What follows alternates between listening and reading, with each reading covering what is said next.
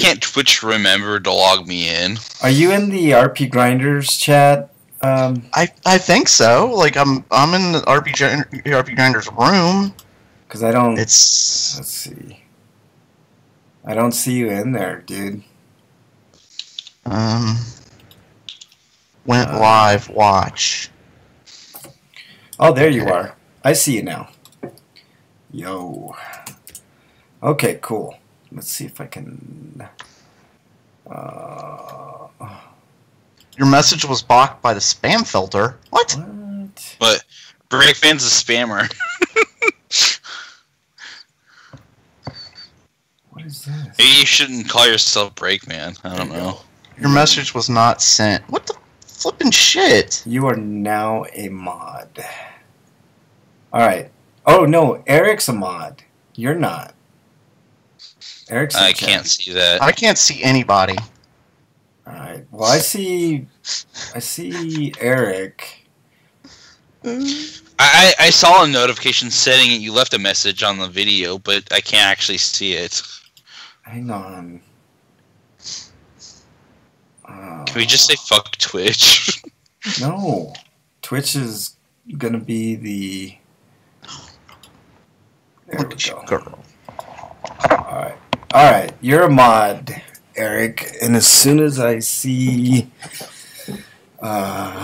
Break in there, I will make him a mod. If you're listening to us live, we'll be starting in just a second here.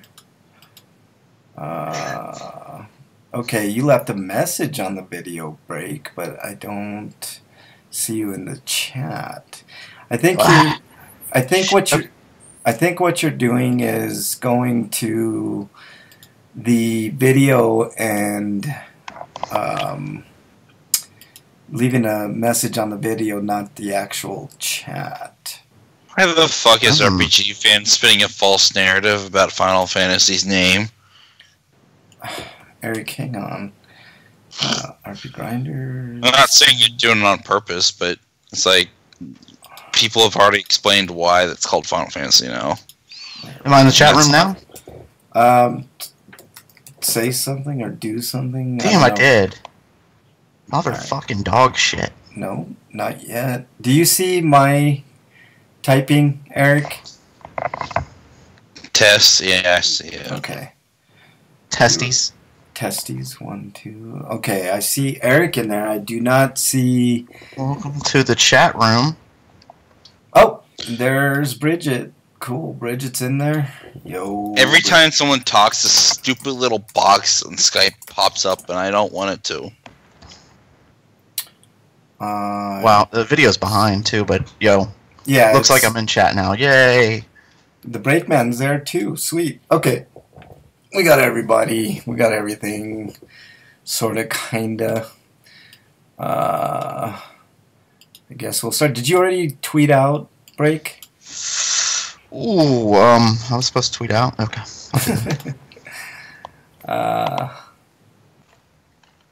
Too bad Mug isn't here to talk about us. The Last Jedi with us. What? The Last Too Shadow? bad he isn't the last Fed-Eye. Last Porgy. Oh. I don't even know if he saw it. He's still in Santa Ana? Alright. Is it for a job or something? Yeah. Yeah. It's something I don't think he can talk about till he's finished, so... Please tell me it has something to do with a certain company that does Falcom games. Quite possibly. You'll have to wait till he tells you. Bridget, can you hear me in chat? Is everything sounding okay? Let me know. And I'll get this thing started. A little bit of a delay, but maybe 3-4 seconds.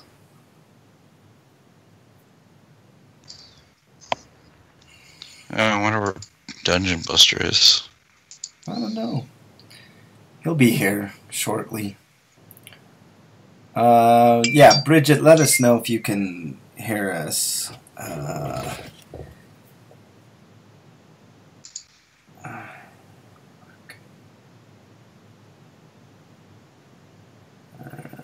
Alright. Everybody should probably ship coal to Agit Pie's house. Ugh. Here's your Christmas present, fucker. He's such a fucking wanker, man.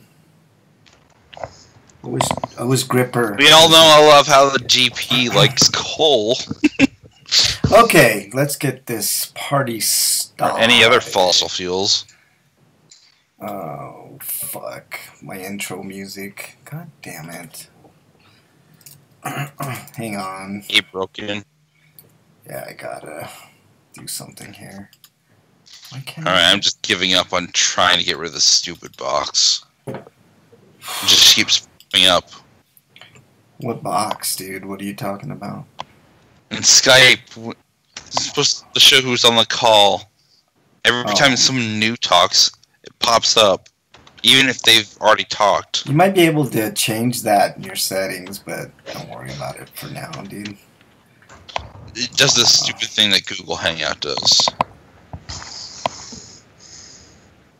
Hang on. I gotta find my intro. Eric, can you send me the intro and outro in Skype, please? What the really? You don't have to. If you don't want to, we can do it with no intro and no outro music. No, I mean, I don't know why you don't have it. I have it, Eric, but I'm just asking you for a little help. That's it. You're like, really, you don't have to argue over this. I know. All I'm saying is that yes or no, there's Eric. a Either yes search or no. feature in the folders section. Okay, forget it, Eric. We'll do it without it. Fuck it. No, I'll do it, but it's My baffling me, that's all. Baffling? What's baffling? I'm telling you to help me out. I need to figure out how to do it first, because this is new Skype. Just drag and drop, dude. It's like normal. Like we do all the time. I didn't know you could do that. Yeah, drag and drop. Because the other versions of the Skype, you couldn't do that. No, you can do it. Alright. I think it's in this folder. It might be in a different drive. I actually have to look at myself. Bridget says we're making her laugh because we're cute, fighting, trying to get this show off the ground. Now I actually have to look for it. Great. Just do your search, dude. It should be new. Newest intro or new intro and new outro. 2017 or 2016, I can't remember. .mp3.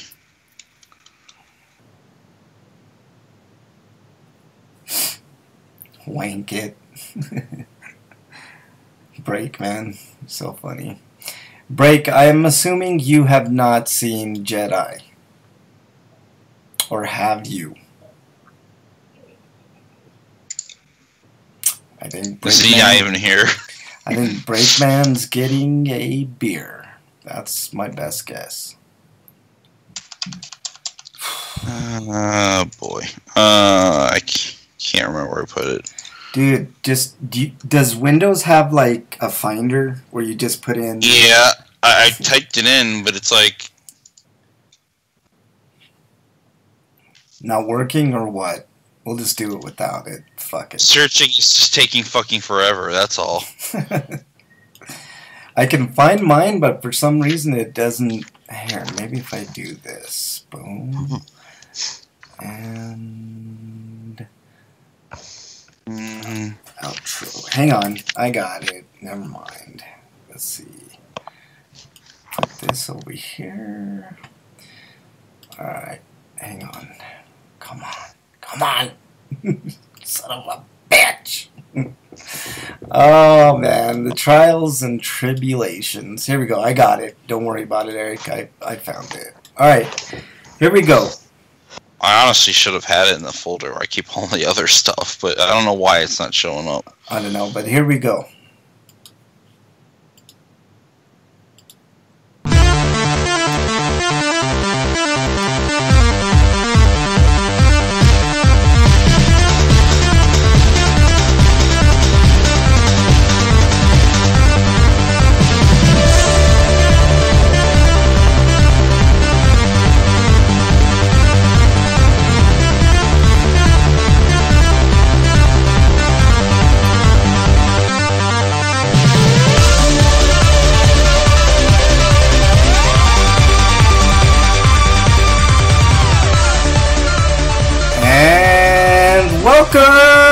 everybody, to episode 468 of RP Grinders. I'm your host, Frank Branches, alongside my trusty cohorts, Eric the Great, Breakman the Bold. Gentlemen, how are you? I'm wondering, all those Star Wars movies still start with a long time ago in a galaxy far, far away. When are we going to get to, like, not too long ago in a galaxy far away?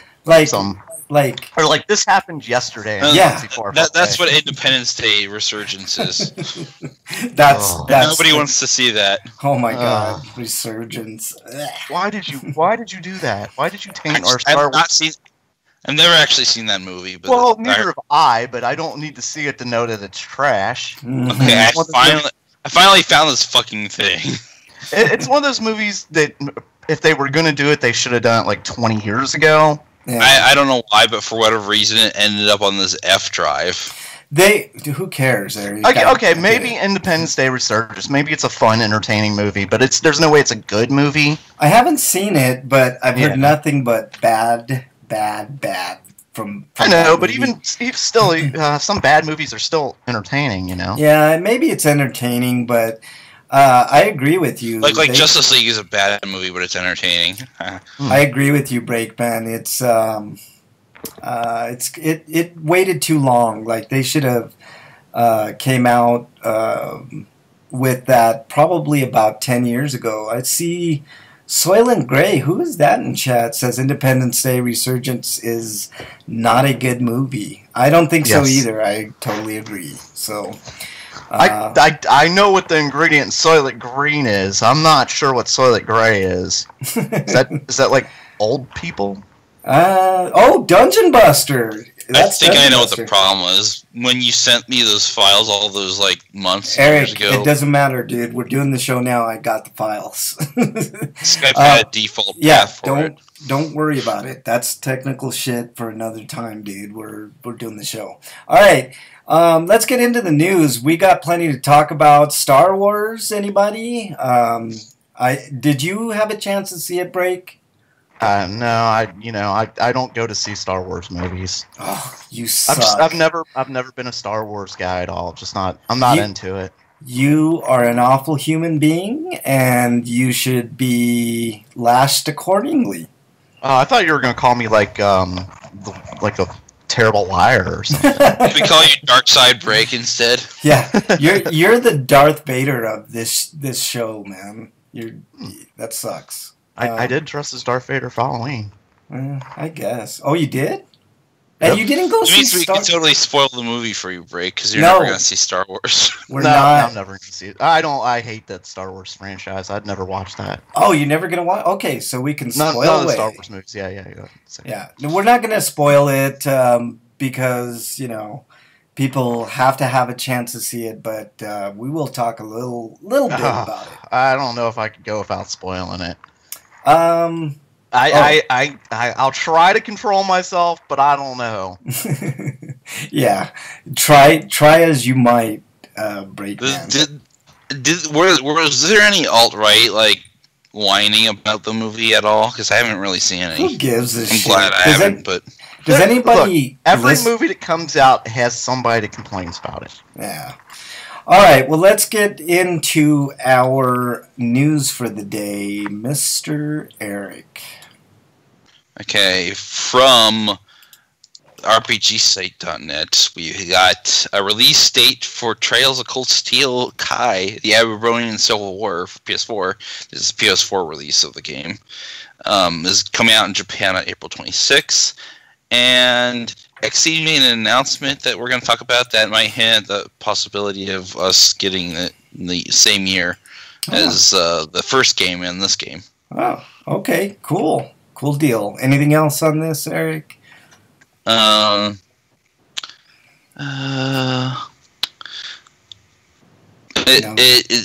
like the first game, it includes enhanced audio quality, 4K resolution support, 60 FPS frame rate, and a turbo skip mode option. 60. The turbo skip was actually introduced in Ys 8, but it's kind of limited compared to what you could do with the PC version of Trails of Cold Steel. So I bet they modeled it after that. All right, 60 frames per second, 4K. I am in. Also, if you have a save file from Trails of Cold Steel 3, you can use it to unlock New Game Plus bonuses early. All right. Not all of the bonuses. They won't let you break the game, but they'll probably let you carry all the costumes and stuff over. Yeah. All right. Moving on to the next story, Breakman. Coming to us live from the page that's taking a little bit to load here. RPG site. Oh, wait a minute. What? Like the first game, there was a ton of DLC for the game, mostly costume stuff. It's included with the game. You don't have to pay for it now. Okay. Next story, Break. Oh, really quick. I don't know if he can hear us or not, but Freak 5 Chaos is trying to find us in YouTube and Wicked Radio. We're in Twitch. I'm gonna text him right now about that. Okay. That's why. That's why I'm continuing to talk. That way, there's no dead air. Yeah, YouTube. While I'm getting to that story that I'm about to read from RPG site. The Alliance Alive launches on March 27th in North America and Europe. Yeah. All right. Right. That's all you really need. Yep, that's all you need. There's a trailer. I'll give it to the chatters. I'm playing it for chat. It looks cool. It looks sort of like Final Fantasy for the DS, whatever that game was, After Years or whatever. But it looks okay. Looks decent. All right, let's move on to the next story. This actually kind of reminds me of the visual style of the 4 Heroes of Light. Okay, yeah. All right, next story comes to us from RPGsite.net. Xenoblade Chronicles 2 Update Patch, version 1.1.1. So there's a new game plus feature that's teased, but let's see. There's a lot of bug fixes, new features like easy mode to the Tiger mini game. I have no idea what that is. I don't have the game. Pressing the X button will let the skip travel screen transition to the map you're currently located at. With this, it should be easier to check places on the map, such as skip travel and salvage points. Pressing the L stick now shows the zoom ratio of the minimap. That's a good improvement. Yeah, more visibility to your surroundings. Let's see. Following items will be given to players who have bought the expansion pass. Driver necessity set, 10 rare core crystals, 1 legendary core crystal, 3 overdrives. Materials to strengthen Poppy, 30,000 ether crystals. Pyra's favorite items, 5 generosities, and Mia's favorite items, 5 Ardanian bear carvings. So there you go. Some new stuff for Xenoblade Chronicles 2. What were you going to say, Eric? Basically, the map sucks and they're fixing it. Yeah. So if you press X now, you'll get an actual map screen instead of having to dig with a menu. Gripper's in chat. Sure, it's still the skip travel screen, so it's not like a map, but I'm sure there'll be further updates to the map later, so maybe they'll actually fix the fucking legends so that you can actually identify a couple more things. Yeah. All right. Like I said, Gripper's in chat. What up, Grip? Eric, next story, please. Next story is from RPG site as well, and it's about how Square Enix has got a bunch of port plans for the Switch. As a desire to reach out to younger generations who may have heard of the fame of Square Enix's classic titles, but have no access to them on today's console, Square Enix has showed interest in making as many of their older titles digitally available for newer platforms. Yeah, what a shock. Yeah. CEO Yosuke Matsuda clarifies, however, that rather than only doing ports, modernizing them would be more appropriate. So it'll be quasi-remakes to remakes. Yeah, I guess. I'm excited about this. Maybe we'll see Final Fantasy 7 through 9 on the Switch. Yeah, I'm guessing. It'll probably be like the iOS PC versions of 9 or something like that. They could do a shocker and do a an updated 7 that everybody's been wanting for the Switch. Wouldn't that be a turn of events? Let's see. I don't think the Switch has the power necessary for Final Fantasy VII Remake. Oh, yes, it does, my friend. It does not. It does, too. It does too. They're making it for the PS4. It cannot compete. It can't. Unless it's heavily compromised. Look, Eric. You do not know the hardware of the Switch. I know the hardware of the Switch and of the PS4. The PS4 is definitely more powerful. No question about it. But there's no doubt in my mind that they can do a remake for the Switch. Not even a question in my mind. I'm not saying they can't do a remake. It just won't be that remake. Did I say that, Eric? Did I say the PS4 is version is gonna be on the Switch? I didn't say that, dude. So there you go. Yes. Yeah, but why would they bother making yet another remake? I mean, they were already remaking 15. One reason, and one reason only, Eric. Money, money, money. Let's see. I'm all for them like re-releasing titles and stuff like that. Yeah. I mean, Chrono Trigger would be nice to have, but I don't want to play it on like my Xbox One or PS4 or something like that. I don't want to sit home and like sit and play that on the television again. Oh wait a minute, no, I want that NES. I want that Super NES Mini. Shit. They won't even do a remake of 7. They'll just port the PS4 version that they did. That's fine. They're gonna redo 7 at some point. Of course, I would. Well, they already announced it. They're working on it. They've been working on it for a couple of years now. Yeah, and I've just been getting across the point. That's the version that's not going to come to Switch. Right. And they're not going to make a completely new one with a different engine that's meant for the Switch. You never know, Eric. You never know. Yes, you are the only chick in chat, Bridget. She's asking if she's the only girl there. Gripper and Dungeon are not female. And I guess Freak hasn't found his way in here yet. Obviously, he's heard part of the show, though, because he tweeted me about something that we said on the show. So. Yeah. I will look at YouTube and see if that's working in a second after I get this next story out of the way from RPG's site. Ni no Kuni 2 delayed. I don't think this is a big surprise. It's delayed to March 23rd, 2018, so it's not too far off. I knew they had some little tweaks to do here and there, so look forward to that. It looks good. There's a video on this particular site that I'm playing chat now with the voice actors doing their thing and talking about the game. So there you go. It'll be to us probably a couple months after, unless they delay again. Alright, next story break. Delay. Always, man. Always. Hey, look, as long we've said it a billion times, as long as they get the game right, I don't care how long it takes to make. Yeah. I'd rather maybe they're taking time to fix the broken AI. Yeah, I'd rather them fix the problems rather than release it when it's not ready, which happens a lot. Yeah. Yeah. Of course, there are games like they kind of have to release Fallout because they'll never ever fix all the bugs in that game. Yeah.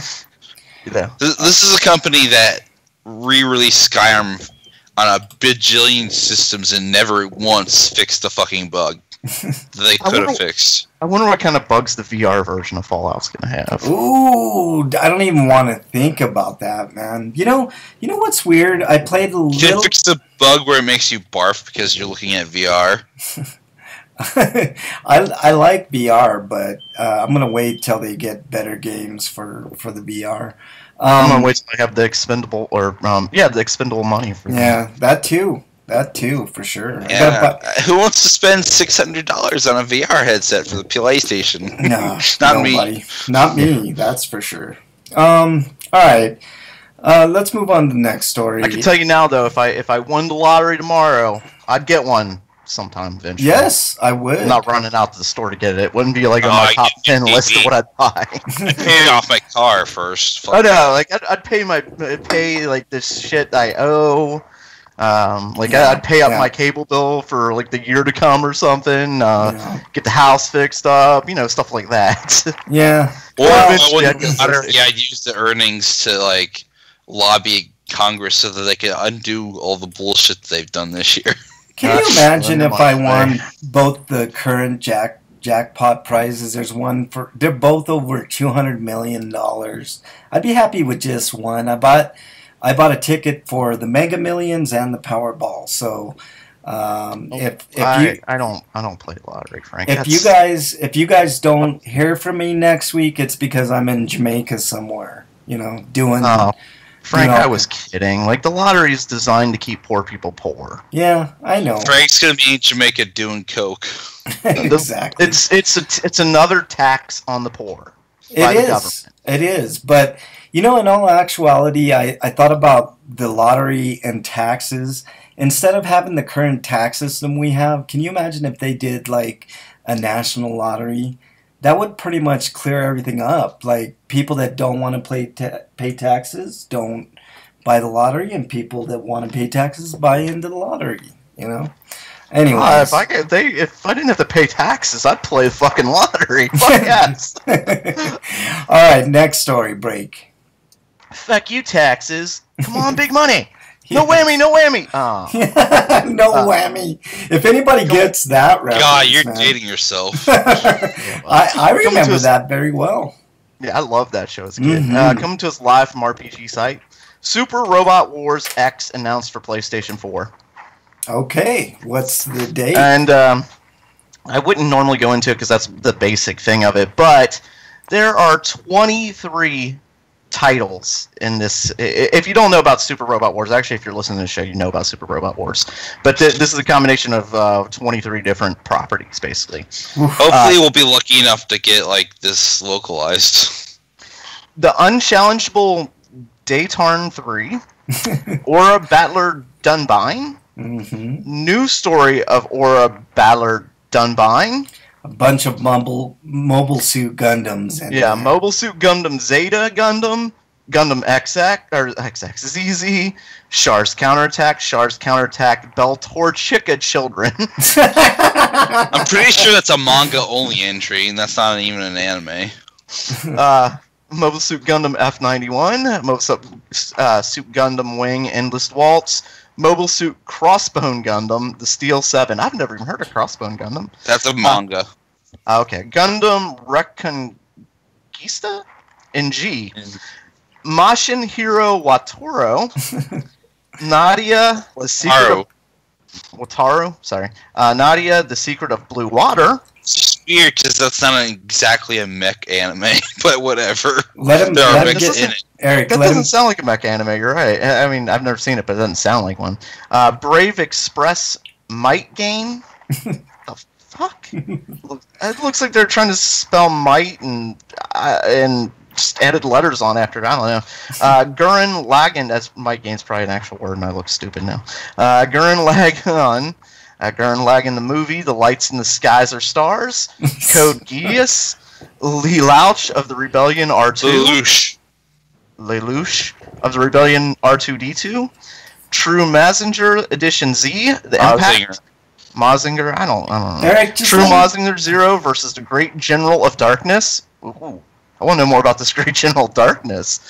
Maizen Kaiser, Buddy Complex Final Act, Into the Skies of Tomorrow. That's actually a good show that I need to get to watching. I like the name Buddy Complex, but then they go Buddy Complex and they add all this other name to it. It's like, oh, you're going a little bit overboard there. And the last title, Cross Ange, Rondo of Angels and Dragons. Dungeon Buster in chat says, Secret of Blue Water is definitely not a mech anime, also notorious for the, quote, island filler episodes. So, there you go. That little history lesson from Dungeon. All right, next story comes to us. I actually think Nadia is on Funimation now. You can watch it there. Do you have to go through a wardrobe to get to it? Wardrobe. Narnia. My bad. Next story comes to us from Gamatsu. Little Witch Academia Chamber of Time PS4 demo now available in Japan. So there you go. It's a 3.77 gig demo, so that's pretty hefty. Looks pretty. When are we going to start getting anime games, the Netflix anime and Hulu anime? Which is fine. This is one of them. Yeah, this is This definitely is a Netflix exclusive? Yes. I did not realize it was an exclusive. Wow, so we are already there. Yeah. That's crazy. There's actually a decent selection of anime on Netflix. Although I think the way it works in Netflix Japan is that they get the show on a weekly basis. We have to wait months. That's stupid. Dungeon says Nadia. Hulu has a bigger anime selection, but Netflix has their exclusives. Yeah. Dungeon says Nadia is a good series, but the island episodes just kill the momentum. I think I stopped there. I need to rewatch the whole thing again just to remember what happened. See, I have that problem with certain animes.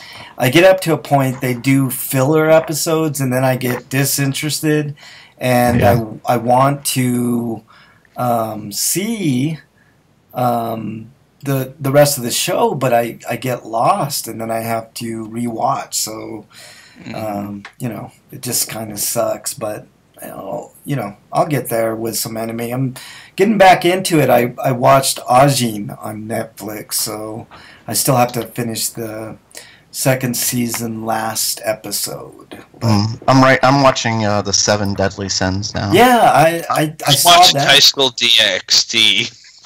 Because I'm getting all my perverted anime out of the way. Do they already have one? Yeah, that'd be the 7 Deadly Sins for sure. Like there are moments in that show where I'm just like, oh my, did they know? Did the censors not see that happen?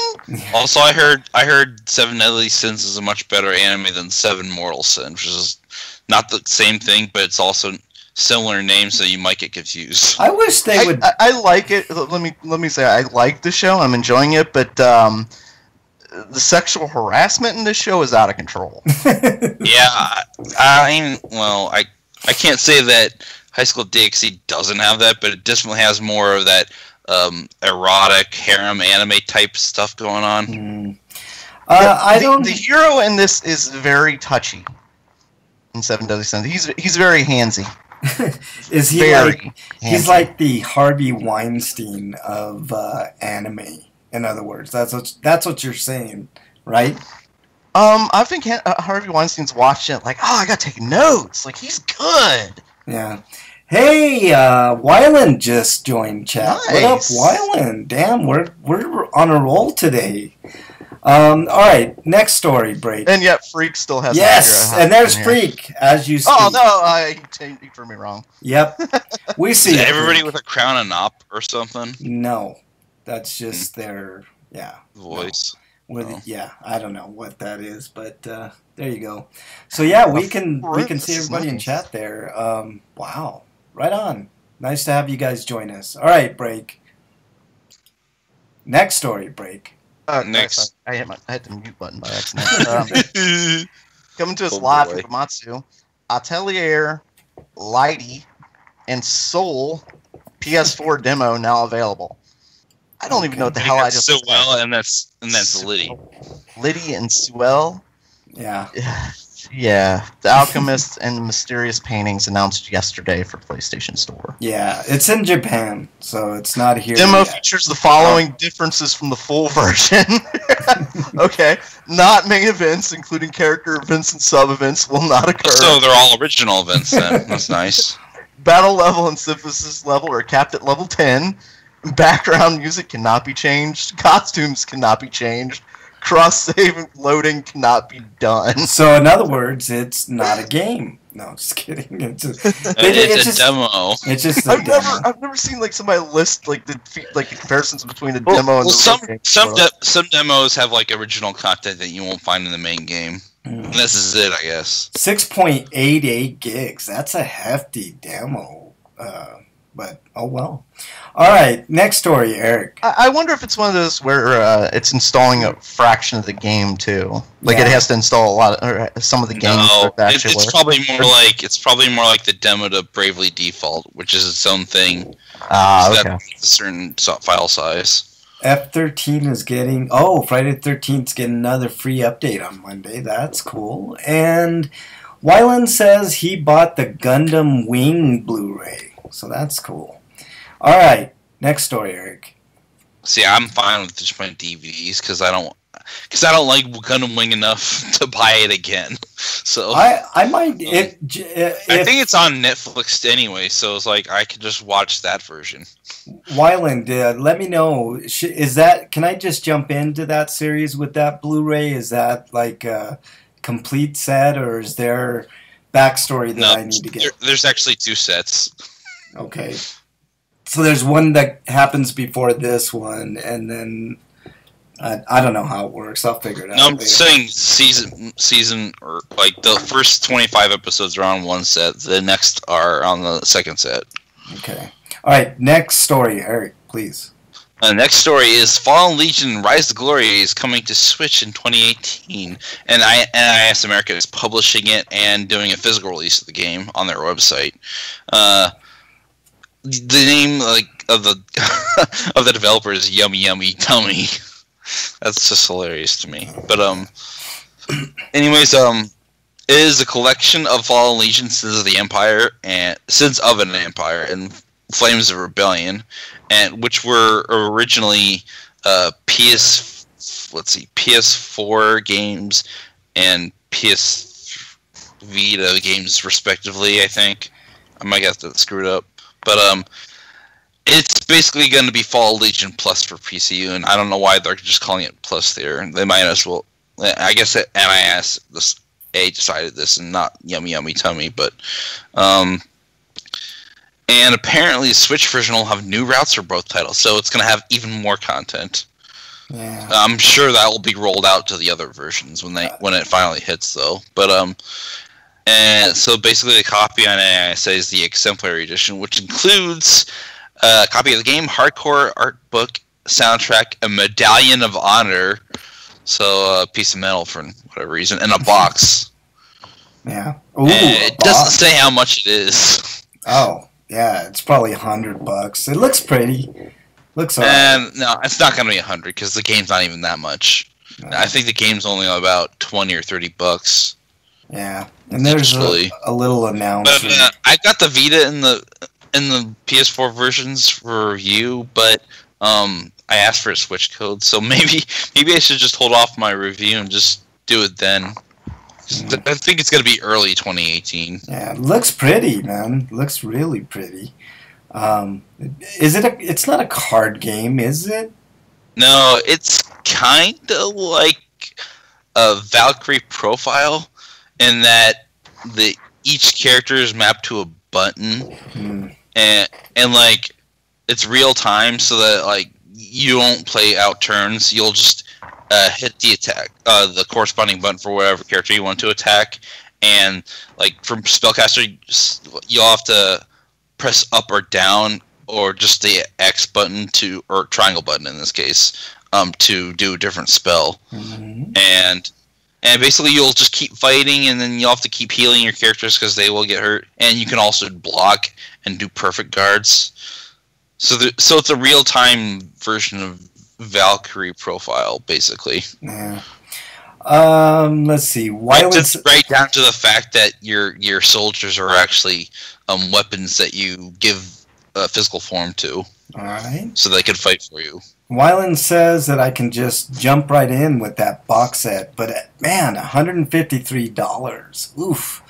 That's a big that's why I don't get Blu-rays of things. I'm all into Blu-ray. Actually, I'm gonna start. That's actually, I don't know if that's the premium edition or not, though. That has all the episodes, because I think you can get them separately for a lot cheaper. Looks hefty, man. 13 disc Blu-ray. So, and for comparison, my DVD collections were about $30 each. Wow. That was years ago. I understand that, but man, anime just cries out high def, dude. Like I would, if I had the money like Wyland, I would do it. That's a good price actually. But whatever. No Unicorn is not about bisexual chicks, and plus I reviewed it, so you should have remembered, man. Yeah. Oh, that's okay. All right. Oh, well. You guys continue with the news. I have to step away for just a sec. Breakman, next story, please. I'm sorry, I'm reading chat. Me and Freak are talking about some griefing he's been doing in Friday the 13th, like putting traps that are supposed to be used on Jason, putting them in specific spots to mess with the campers. And he also says he was listening to a podcast because we started talking about breaking controllers, and he was listening to a WoW podcast, and one of the hosts broke his keyboard because he threw it at the wall while raging. Wow. I've never broken a controller before. Out of rage. Like, I've had some shitty controllers that have broke, but... You know. I threw a controller once, but I threw it, like, at the pillow on the couch, so I made sure it didn't break. I drop my controller all the time. But that was the only time I've ever done something like that, and I didn't really throw it. I just kind of tossed it. He said weeks later the guy's still finding keys. Anyway, I guess I should read the next story.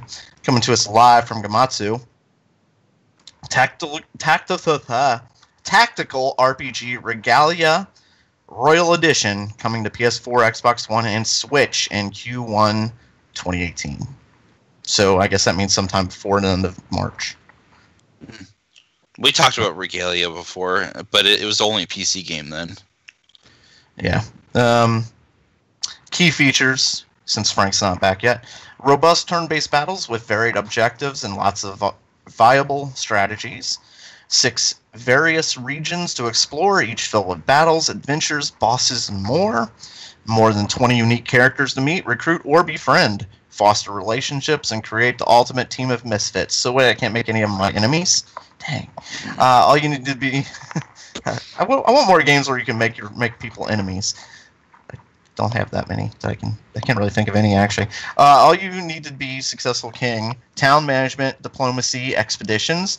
A lighthearted story with tons of humor and a fair amount of epicness. Over 30 hours of gameplay. Huge replayability factor. You won't discover all the content in just one playthrough. Craft new, powerful weapons. Beautiful graphics with hand-drawn 2D backgrounds. Orchestral soundtrack composed by Game Audio Factory. Professional English voice acting. Samurai dwarves. Okay. There's an exclamation point on there, and I guess I'm supposed to yell it and be really excited, but I don't know. I'm not really excited for samurai dwarves. It's not like, yeah, samurai dwarves. Like, it's like, okay. Are they like the ones in Warcraft? I have no idea. My dwarf was a priest. I like healing people. Yeah. What about Street Samurai dwarves from Shadowrun?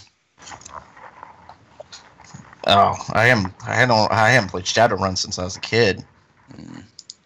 On the Super Nintendo. Well, there was that terrible Xbox 360 game too.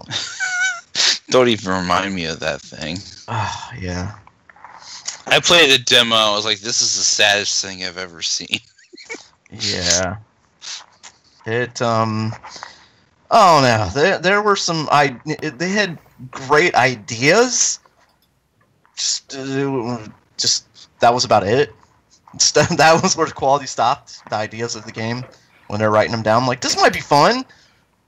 Yeah. But then I'm back. Where did we leave off, guys? We left off on the next story from the news. You're gonna read, Frank. Which one is it? I'm just kidding. I know you don't know. I'll read it. Comes to you live from Gamatsu. Adventure Time Pirates of the Enchiridion? Enchiridion. All right. Announced for PS4, Xbox One, Switch, and PC. Okay. There you go. It's a brand new, hilarious Adventure Time story. Gamers play as Finn, Jake, Marceline, and BMO to explore fan-favorite kingdoms and meet the well-loved characters from Cartoon Network's popular TV animation series. This game's gonna suck, isn't it? I have never seen one episode of Adventure Time. I know I saw one episode and I was kind of bored. Yeah. It hasn't been high on my list. Unless you need a certain mindset for a show like Adventure Time, and then later on, like now they introduced the lore a couple seasons back, and now the show's taking significantly more serious turns. But I mean, it's still weird, but it's not like the goofy, type, happy-go-lucky weird that the original seasons were. Mm-hmm. All right. Hopefully that'll be good. Hopefully this next game will be good. No, the anime is good. Steins Gate Elite. First print copies in Japan include Famicom Styles Steins Gate on Switch, Linear Bounded Phanogram HD on PS4 and PS Vita. Comes to us from Gamatsu. So there you go. There's an overview. It was first released in 2013. Users who purchase either the PS4 or Vita version of Steins Gate Elite will receive a code to download Linear Bounded Phanogram HD for the PS4. There will not be a PS Vita version of the high definition remaster. So there you go. Looks okay. I saw this before we... I think Linear Bounded Phanogram was like a slightly retooled version of the original game. Yeah. Otherwise, like, there's not that many differences. Yeah, not much difference. All right, next story, Eric. Next story is Steins Gate Zero's anime has been dated, and I'm not even going to read the article here. I'm just going to read what the link says. This is April 2018, so prepare to look for that, and maybe Crunchyroll will get it. Looks pretty. It's got good animation for sure. The other Steins Gate I hear is really good. All the other Steins Gate anime series type stuff. So something to look out for. I recommend playing the visual novel. But as far as I can tell, the original anime based on the original game does a more or less a good job of like doing the entire visual novel justice. Yeah. Freak5 in chat says, have any of you watched Big Mouth yet? Yes, I saw the entire first season and I liked it. I thought it was really, really good. Real funny. Don't let your kids see it. That's for sure. It's definitely I don't know. Maybe you should. You should. There's some learning lessons in there for sure. I think Funimation now has the Steins Gate anime on their streaming service. All right, next story break. Coming to us live from Gamatsu. Gungrave Gore in development for PS4. Okay. That's right. Iggy Mob, the development team behind Gungrave VR, is currently developing the next entry in the Gungrave saga with Gungrave Gore for PlayStation 4. I never did get around to playing these, but I heard that they're good action games. Yeah, I've never seen the anime. I heard the anime was really good too. I played the original Gungrave game. It was a fun shooter. Yeah. All right, maybe this next game will be. He had this giant coffin for a gun. That's cool. So he's like Wolfwood, basically. Yeah. Well, maybe this next game will be good too, guys. From Gamatsu, Hakuto. I should have given this one to you, Break. But anyways, Hakuto ga Gotaku. No, Gotoku. It says ga. Ga Gotaku. Oh. Oops, I spelled that wrong. Yeah, Eric. How dare you interrupt me? Don't interrupt me! Delayed to March 8th in Japan. More time for quality improvements required. So, not much news there. Just a little update. It has a trailer video, and the animation looks nice. I don't know if... Oh, it does look like that's gameplay. I think that translates to like a North Star. Like this instead of like a dragon, it's like a North Star because it's. I like it. The art style looks good. So hopefully the game will be good. All right. And the funniest thing is that the person who's playing Joggy is the voice actor for Majima. Yeah. Freak5 says he would play a Big Mouth video game. Play as the hormone monster trying to fuck different things. Yeah, it's. Have they said anything about a second season? No, but it's coming. There's no question. It's highly rated. I don't know how old it is. What the hell is this Big Mouth thing? Oh, dude, Netflix show. It's basically it's kids going into puberty and kind of the horrors they face, but in a cartoon form. So think of a far more intelligent Family Guy dealing with puberty. Yeah, Freak 5 is exiled. And it's very profane, and sex is the number one. I don't know if using the terms Family Guy would have sold me on it, because I hate Family Guy. I didn't mean it like as like Family Guy. I mean just, you know, kind of. I just mean it's a over the top because it's a cartoon like Family Guy. It's way better than Family Guy. Family Guy. You know it's weird. Seth MacFarlane did like the first couple episodes, or first season at least, of Johnny Bravo. It's like, now I can understand why I didn't like that show that much. I like Johnny Bravo. Yeah. I mean, sure, the first couple episodes were okay, but he did most of them. Yeah. All right, let's move on to the next story, Eric. Speaking of when it's coming, when are we going to get more Castlevania? That's a good question. No. I rewatched that series again, and oh damn, that last episode is fucking breathtaking, man.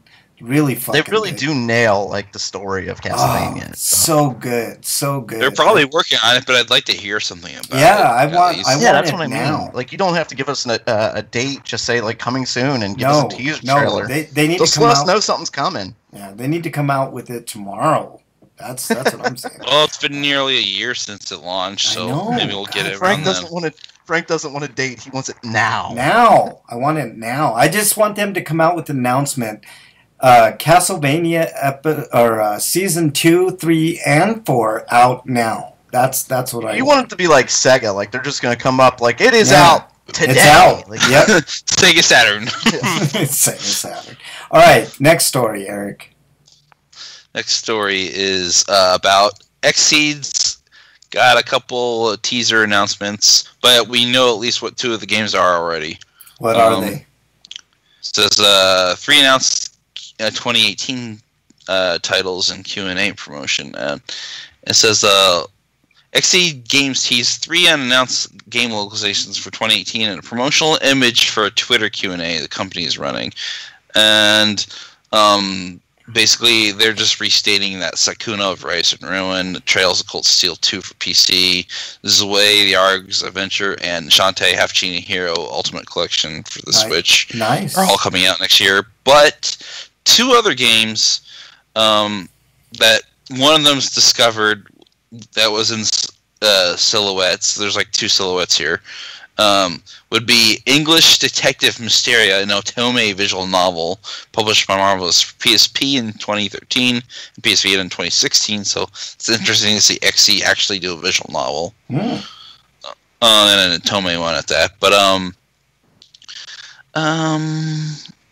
it says 3 here. Oh yeah, the second game is Senran Kagura Burst Renewal. Sorry, which is a remake of Senran Kagura Burst and Senran Kagura Skirting Shadows for PlayStation 4. And we don't know what the other one is, but a lot of people are speculating that it's actually Trails of Zero. Oh, sweet. Another Trails game. Nice. All right. That's all good news. Next. Well, it could be... It could be Trails of Cold Steel 3, and it probably is, because based on what I can tell, that might be the scarf that Fee's wearing. All right, Breakman, last story. Coming to us live from Silicon Era. Oh, have we done them today? That's the only one from Pokemon Crystal will get a physical release in Japan and Europe. Why not the U.S.? What's going on? Sure it will. It's just Nintendo just rather do announcements in Europe first, then we hear about it secondhand. So how many Pokemon are there now? Like 5,000, 5 million? Like there's a lot of Pokemon games. So many. We can't even count on both of our hands. Here's the interesting thing about Crystal. In Japan, when the game launched, there was a mobile device that a mobile phone device that you could attach to the Game Boy, and you could apparently play online that way. Yeah. But that feature's being axed, and apparently it was the only way to get Celebi. But instead, what they'll do is that like they'll have some kind of event where you get it that way instead. Freak5 says he's playing Friday the 13th while he listens. I hope somebody traps your ass in a corner and Jason gets you, Freak5. Right. I hope he's griefing somebody as we speak. Probably. He was talking earlier in chat how he's such an ass. He puts traps by windows so his teammates can get caught by the traps. not his teammates. The camp counselors. The counselors. That's the stupid teenagers. Yeah, always wanting to have sex and shit. You kind of watch. Don't you kind of watch those movies now as an adult, just watching? I'm like, God damn, these kids fucking deserve it. I wish they would patch in like. I mean, what? Oh, my bad. They're kind of assholes. I forgot to delete the homie discounts from last week. Yeah, no homie discounts this week. Any Twitter questions or comments, Break? Actually. Why don't you ever put them in the document? What? I got on the show like a few minutes before the show started. Yeah, so don't grief him. Well, this time I'll let it slide, but you never do that. I'll let it slide. Next time he's gonna spank you, Break, man. So there you go. All right, Break. Spank me, please don't spank me. Jesus. I'll make you play the Mega Man game you hate the most. Oh, ew.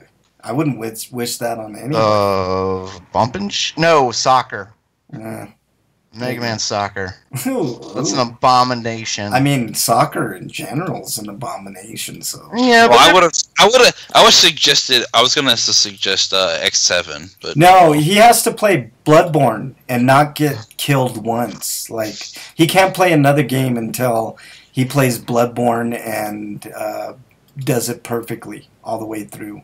Yeah, I quit. I'm done with gaming. I'm done. I'm out. All right, Break. We'll go play board games. So we do have one comment, and it's from Freak5 Chaos. Right. He says, someone in PS4 lobby must have pissed off at Frank Branches. Her screen name is Exiled Girl. Yeah. 1990. See, don't piss me off. That's what will happen. You'll have an exile at the end of your name. And then he says, I am also exiled for not watching Star Wars. I know, I'm ashamed. You should be exiled, Freak5. What? I mean, yeah, we'll get to it. All right. And he was having it took him a while because he was having problems. I had the same problems getting in the chat too. Yeah, I don't know what was going on there with Twitch, but that's going to be where we are from now on. Well, he said they are supposed to be his teammates. Oh, my bad. Yeah, see? I told you. Sorry. Son of a bitch. All right. What have you been playing? He says, it is the wounded gazelle. If they're hurt and limping, Jason will chase them instead of me.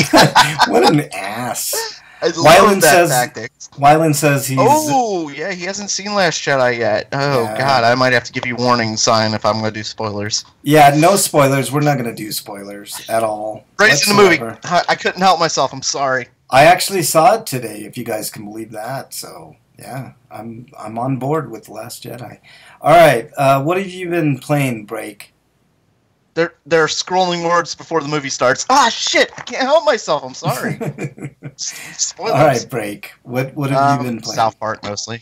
South Park. How's that? On my phone and on my Xbox. Yeah. How's it going? I'm enjoying both of them.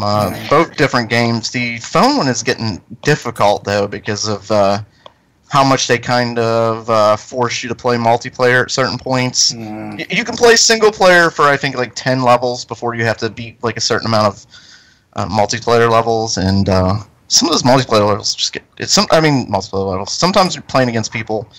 I'm getting my ass kicked a lot. Yeah, that's one reason I don't like playing online. I'm just not good enough at all. I get the idea that a lot of it's I don't have powerful enough characters. Like I need to level the characters more, but it takes. If you don't pay money into the game, it's going to take you time, basically. Dungeon says in his theater they just put super comfy recliners, so that's cool. Yeah, they have those at the Cinemark. That's where I usually go. I love that. Just press the button. kick back and just relax. Yeah. Freak 5 is exiled again. All right. Well, that's not his fault you did a Paul Rubin in the theater. I did not do a Paul. There was too many people there, man. I mean, no, it was his fault. He jacked you off. Oh God! How dare you? You're exiled, Eric. As far as the game, like I definitely understand what Moria's problem with it is, like a lot of sameness. Yeah. Like there is a lot of like, wow, I've done this before, like, but it's still a lot of fun. I'm still enjoying the hell out of it, you know. Yeah. I can't complain about it. I mean, for a free they're always finding like a new joke to throw in or something like that, while the gameplay isn't boring at all, you know. Yeah. I'm enjoying myself. It's a game. And it kind of feels more so of a game than the last one. Yeah. And you bought it at a discount, so you don't feel as ripped off. I don't feel ripped off at all. No. All right. And I didn't pay anything for the one on the phone, so I definitely don't feel ripped off. Yeah. Let's see, Eric, what have you been playing? I played more Color X Mouse and Ace Attorney 3, and I play like.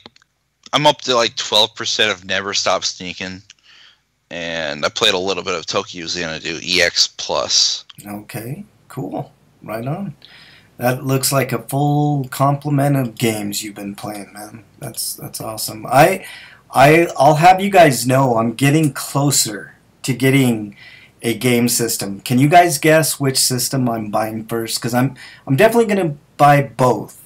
But you're getting the Xbox because of the Blu-ray player. Brakeman, you are correct.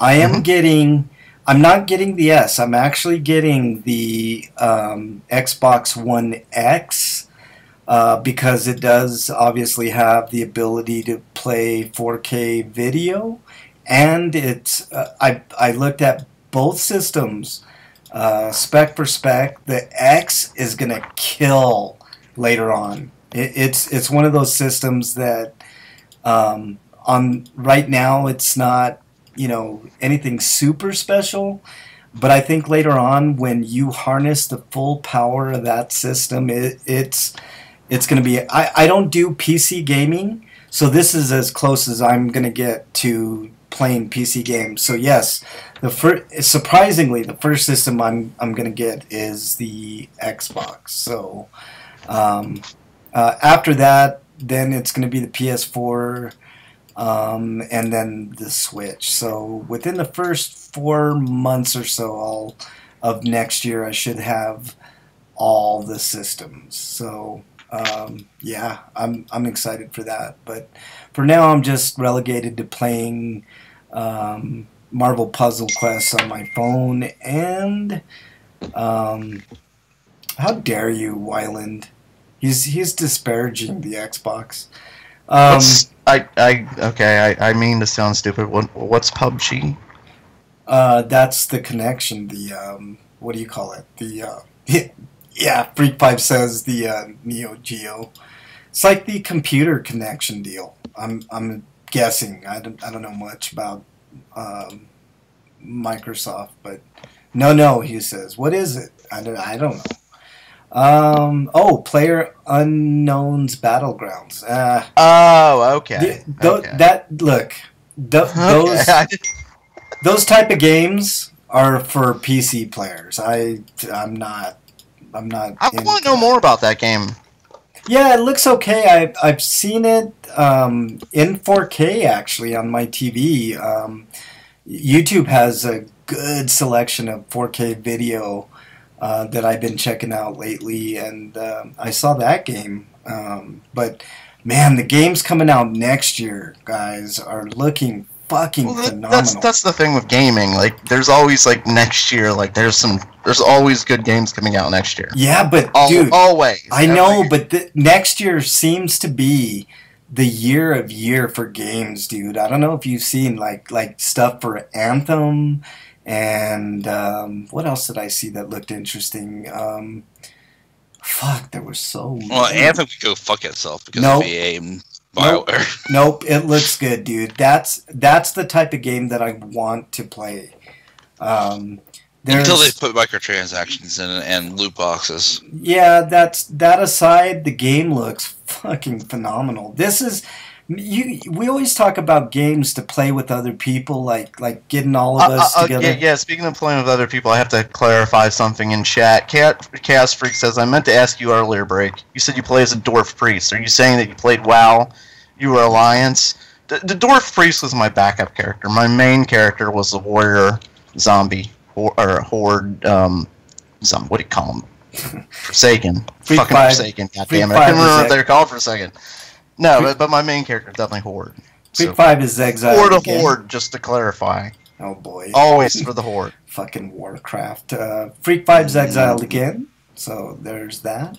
What else? Let's see. No, but next year's going to be an awesome year for video games, dude. God of War looks amazing. Even that Forza game looks really good. It's running at 60 frames per second, which that was a big draw to me to get the Xbox, is that 60 frame per second with, you know, all the amazing graphics. Yeah, and you always say you're not a graphics whore. I'm not, dude. I really am. How can you? What did you just say? How can you? But look, after the all last, things. Look, check this out. 10 minutes of gushing about the graphics. Listen.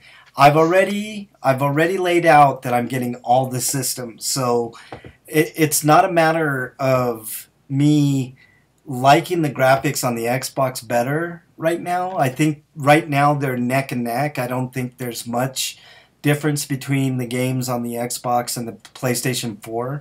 The PS4 definitely has the edge when it comes to games, but I think over the long haul, the Xbox is going to be the system to get your games later on. All the ones that are running 60 frames, slightly better graphics with HDR and 4K, plus it does native 4K resolution, which is, I mean, I have the TV. Why not have? I'm still not convinced that the Xbox One is going to be a good future investment for people like Japanese games, though, because it doesn't matter. Getting Japanese games on that console is going to be a challenge for anybody, I guess. I don't care. I'm going to have all the systems. So all the American games that come out, or the Western, I should say, games, and all the Eastern, I'll just play on the PS4. So I'll have the complete package on a very nice TV, I might add. So, all right, we have some reviews. What do you have for reviews, Eric? Reviews.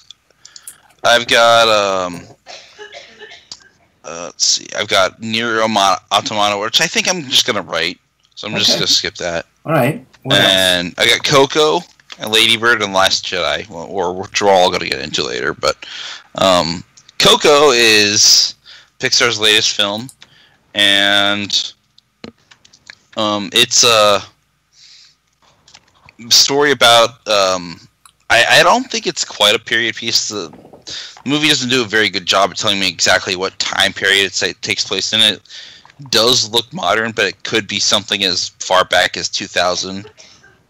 But anyways, it takes place during the Day of the Dead, and this kid is part of this family who's had a history of being shoemakers, and he wants to be a musician, and because he was inspired by some famous musician. But Lennon? So he what? Tom Petty? No, some Mexican musician. Oh, I don't. Vicente Fernandez. I don't. Not anybody real. Oh, okay. Oh, I was gonna say. I can't think of any Mexican musicians. Although I'm thinking like that Cuban, but not Mexican. Yeah. Anyways, that character might have been based on a real person, but I'm not sure about that. But anyways, he wanted to enter this competition in order to prove that he could be he could play music, even though his parents are strictly against it, because they have this history where like basically his great grandparent was a part of a family, and then their husband walked out on them, and forbade music basically out of their lives. And so, like, they'll get very, very hostile when music's involved. So, like music like this, Eric? Yeah. Yeah. All right. I just want to know if Kevin Bacon shows up to save the day. No. Anyways, there is a character that kind of reminds me of Johnny Depp, which is just weird. But, anyways, basically he steals the guitar of this person who's his idol, and then apparently doing that placed a curse on him because you're not supposed to steal from the dead on the Day of the Dead. So he ends up in the land of the dead, and now he needs to get back or he'll remain dead. Oh. And there's a big whole adventure there, and that's all I can really say without spoiling it. And I think it's a good story about family and willing to let people have the freedom to do what they want, even if it breaks tradition, because their happiness should be more important, and you should be supportive of your family. And I'm gonna give this movie a 10 out of 10. Ooh, another you've been on a roll with perfect 10 movies. Probably Pixar's best movie I've seen in a long time. Maybe like the last great movie I think they did was WALL-E. Yeah. And some people don't like that. I don't like WALL-E. I've never been a fan of WALL-E, but there are parts of it I like. I've not seen Up though, so who knows? Up is good, man. Inside and Out was good though. I still haven't seen Inside Out, man. But Up is really good. Up is really good. All right. Watched that on Netflix before Disney decided to pull their stuff, but I didn't get time to do that. Yeah. All right. What's next on your list here? Lady Bird. Lady Bird is a movie about it's not so much. Well, I guess it is a coming of age story, but most coming of age stories are about people who are in their teenage years. This is about a girl who's getting ready to leave for college. So it's the second coming of age story and leaving the nest story. Right. But so this isn't about the first lady. No. Oh, okay. Anyways, Lady Bird's like the name she apparently gave herself because she didn't like the name that her mother gave her, which is Christine. And there is like it takes place in Sacramento, and she goes to Catholic school, and there is some Catholic stuff on there, but that's more window dressing to the actual story of the film. Yeah. But it does play some parts of it. Like there is one part of the movie I don't like where she basically like asked if this random guy, if they believe in God, and they're like no, and because it's ridiculous, and she says something like I'm trying to remember exactly what she said, but she said something to the effect of like, isn't it weird how that children will unquestioningly accept the names that their parents gave them, but they don't believe in God? It's like, what does that have to do with that girl? Yeah. I couldn't think of a worse argument for the proof for like why would that be? You know, I can't even. I guess, but because basically what I would, if I was in that guy's situation, I would have rebutted like, well, basically because your parents are essentially gods to children. I mean, and for the most part, that's true because they're gods that are tangible. There was a line in The Crow that actually said that. It was something along the lines of mother is the name of God on the lips of all children. So, without giving too much more, Eric, what are you going to score Lady Bird? It kind of reminds me of like Daria, but if Daria was less of a monotone and a weirdo and more a little bit more outgoing. Yeah, I like Daria, man. Daria was a good little show. But so, what are you giving Lady Bird? And like, this also takes place in 2002, So it was post 9/11. Yeah. But it was in an era where like even being gay in California was still hard to do. Mm. But because that does play a role in the film. But anyways, I'm gonna give this movie. I'm gonna give it an 8. Ooh, an 8 out of 10. You're a dissenter, man. Like that. This movie is the highest rated movie on Rotten Tomatoes of all time. Out of I think it was 170 reviews. There was one rotten review. I don't know. I don't have a lot of experience with movies that aren't actiony. So like I don't know if I guess maybe if I was more into the this type of film, I could probably appreciate a lot more and relate to a lot more if I lived in Sacramento. Yeah. I could understand a couple things that they were going for. So the previous Rotten Tomatoes winner was Toy Story 2, but this one has 206 reviews. You know what? I'll make it 8.5.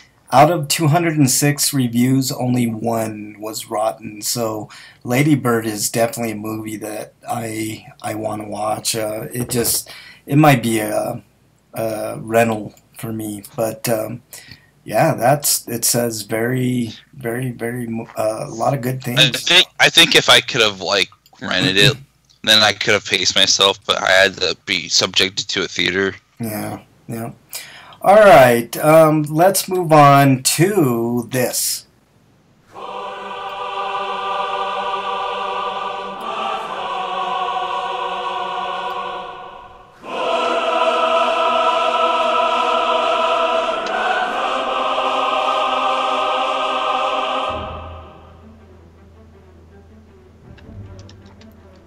Love that build-up. Gotta have that build-up. Here it comes. You guys ready? Spoiler free. We're gonna be. I can't talk about it. Yeah. Spoiler free. I don't know. I can't say anything without talking about spoilers. Hold on. Have you seen it, Break? Yes, of course I've seen it. All right. No spoilers. Remember, no spoilers. What?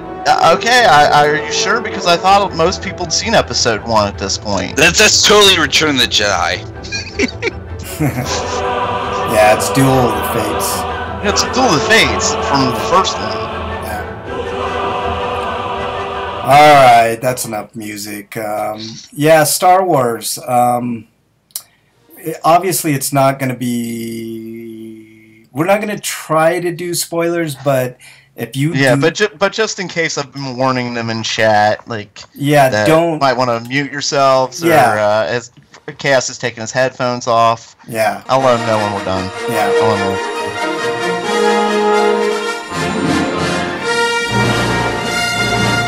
know. Okay, guys, here's the elephant in the room. Star Wars: Last Jedi. I saw it today, actually. I did too. We're gonna try to do it spoiler free, but it's gonna be one of those hard ones to not, maybe have minor spoilers at the very least. We could do, what we should do? We should do what our scores are now. Talk very briefly, and next week do a full review of Star Wars, because there is so much to talk about when it comes to this movie. Yeah, he asked me, one that asked me in chat a quick question. He said they asked if they I'm trying to find it here. Did they talk about Snoke's ring in the movie? I don't remember them talking about his ring. Do you? I do not. They did not address that. I don't think that. Yeah, I'm pretty sure that didn't happen. Snoke is actually one of the few problems that I have with the movie. Snoke was one of my problems with the movie as well. Yeah, and I'm as the hardcore Star Wars fan. I'm gonna tell you this. I blame the fucking director. Hold on. This one is not one of my favorite Star Wars movies. I liked it a lot. I like it. I still like it. It's Star Wars. I have a hard time not enjoying it because most of the movie was good, but then there were some definite problems. Okay, this is my quick take on it, because I don't want to do spoilers for this movie. To me, it's about an 8.5 out of 10 movie. And that 1.5 was pretty important when it comes to Star Wars. It was billed as the next coming of Empire, and Empire Strikes Back is by far my favorite Star Wars movie. This is definitely that's one of my big problems with this. Is it does seem a lot like Empire. I got that feeling. Yeah, they played when it started scrolling. Yeah. When the text started scrolling and there was things they said in it, and I'm like, that sounds like Empire. And as I'm watching the movie, it was a lot like Empire. Here's the thing. Yeah, it was basically Empire, but it was remixed enough that it didn't. That some people were probably tricked into thinking that it felt new. It did. It felt fresh to me. Yeah, there were definitely things that were different in this. There were a lot of things that they changed up what happened. I mean, it doesn't play out the exact same way as Empire does. Yeah. But it does feel a lot Empire. Yeah, it does. It's basically Empire, but the beginning part of Empire is actually the ending part. Well, here's the thing. It was Empire to a point. But one thing in particular stands out to me more than anything, and I think it's a Star Wars problem in general. There is not one villain that I really care about. Like, there should be... Okay, nothing could top Vader. Right, I'm not even talking about. Right, it's hard to compare. I mean, because Vader is such a legendary villain. Yeah, but it's hard to compare anybody to it. But you're right, because I mean, look at it's a huge Rogue One. Look at Rogue One. That villain in Rogue One was great. Yes. That guy with his little cape and his asshole attitude about everything, like it's great. Yeah, see, that's the one problem. It's also a Marvel problem. They have a villain problem.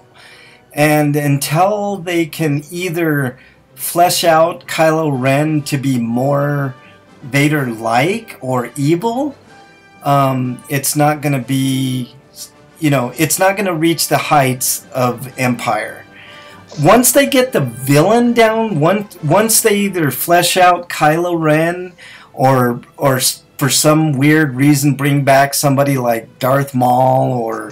Well, this is kind of the point of this movie, is to establish that he is like the big bad, like he's the new... He's the new monster, and they're gonna have to Rey is the new... And spoiler alert, like Rey is the new good. Like she's new, and he's like there's the two. Yeah, basically. See, I got that too, and I'm okay with Rey.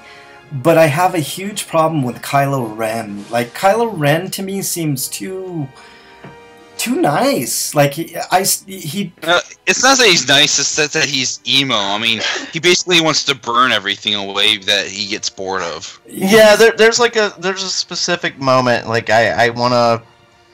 it's really spoiler heavy, I can't mention it, but there's like a specific moment...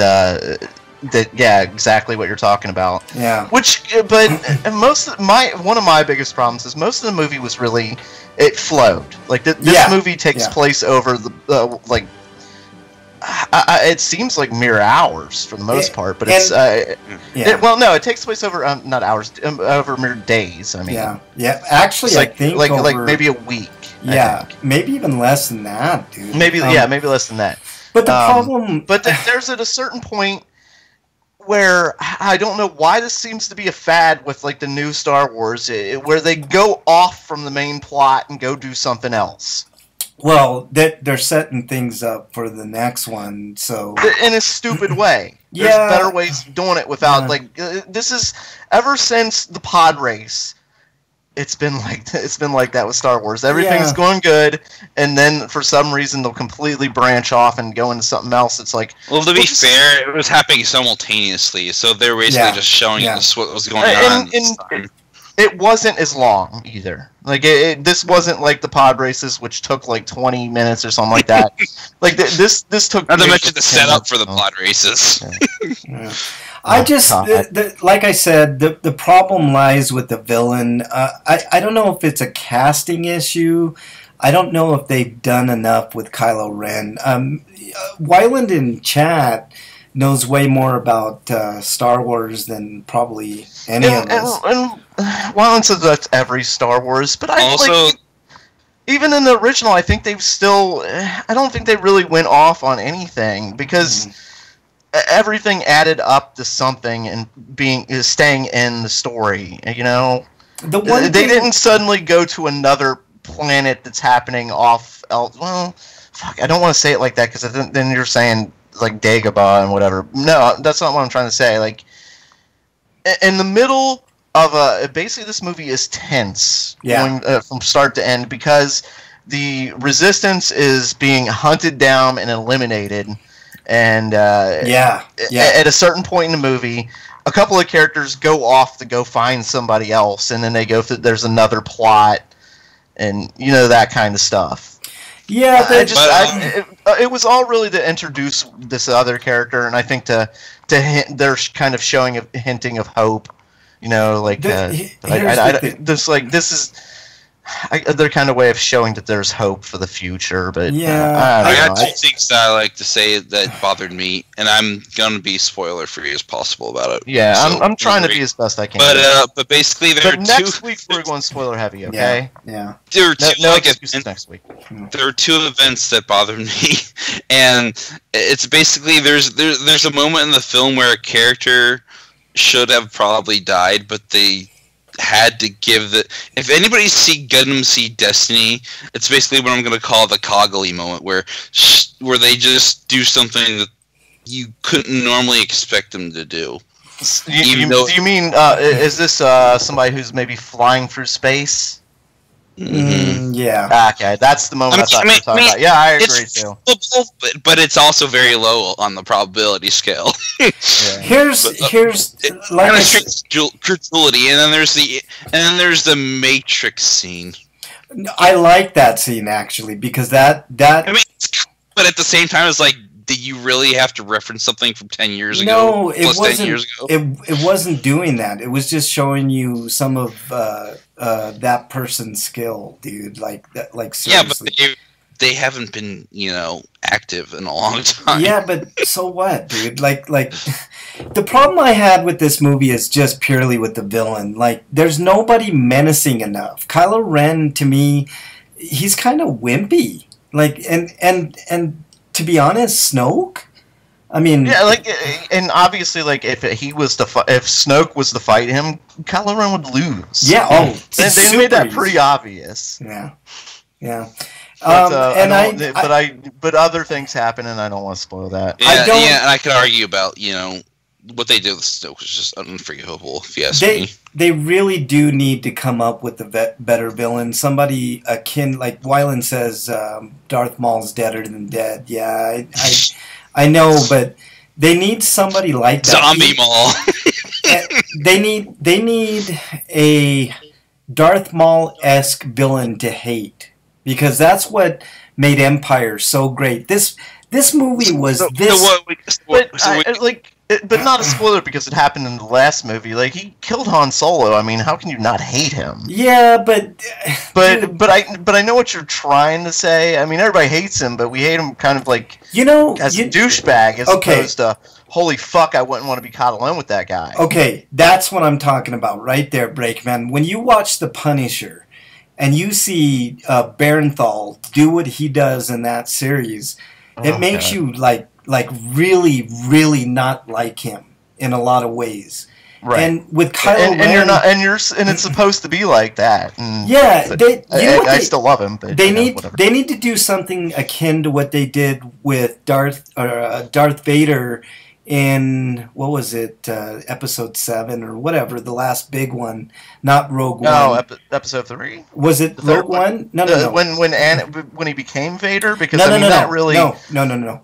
When Vader went through that ship and was just flinging... Rogue One, yes. Yeah, right. They need to do something with Kylo Ren like that, where he's just blasting people left and right, because all we've seen of Kylo Ren is him going up against the best of the best, right?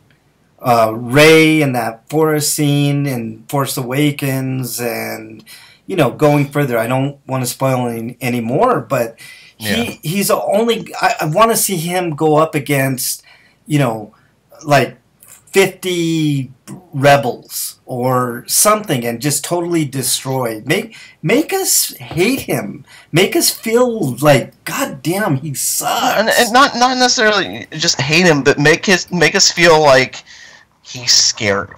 Yeah, exactly. Like he's scary. Like he, like right now we feel like we've got Rey. Just send Rey after him. He can't beat her. Yeah. Oh yeah. Rey would totally. But not only that. Like when Vader walked into a room. Yep. Yeah, he earned everyone's respect. He got respect right away. He didn't have to say a damn thing. Kylo Ren, because he had that presence, He's coming in more Rogue One is so good, says Dungeon Buster. Yeah, I agree. I liked Rogue One. I liked Rogue One a lot more than I liked here's the deal with Kylo Ren.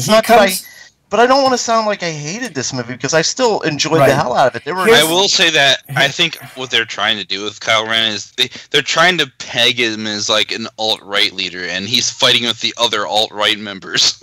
No, here's the deal with Kylo Ren. He comes across to me like a whiny kid more than anything. Like he's sort of like Anakin. Yeah, like he's like before he became Vader. He's whiny Anakin. Yeah, he is Anakin Skywalker, that whiny, kind of sidekick. He's not, to me, like a tour de force villain. You know what I mean?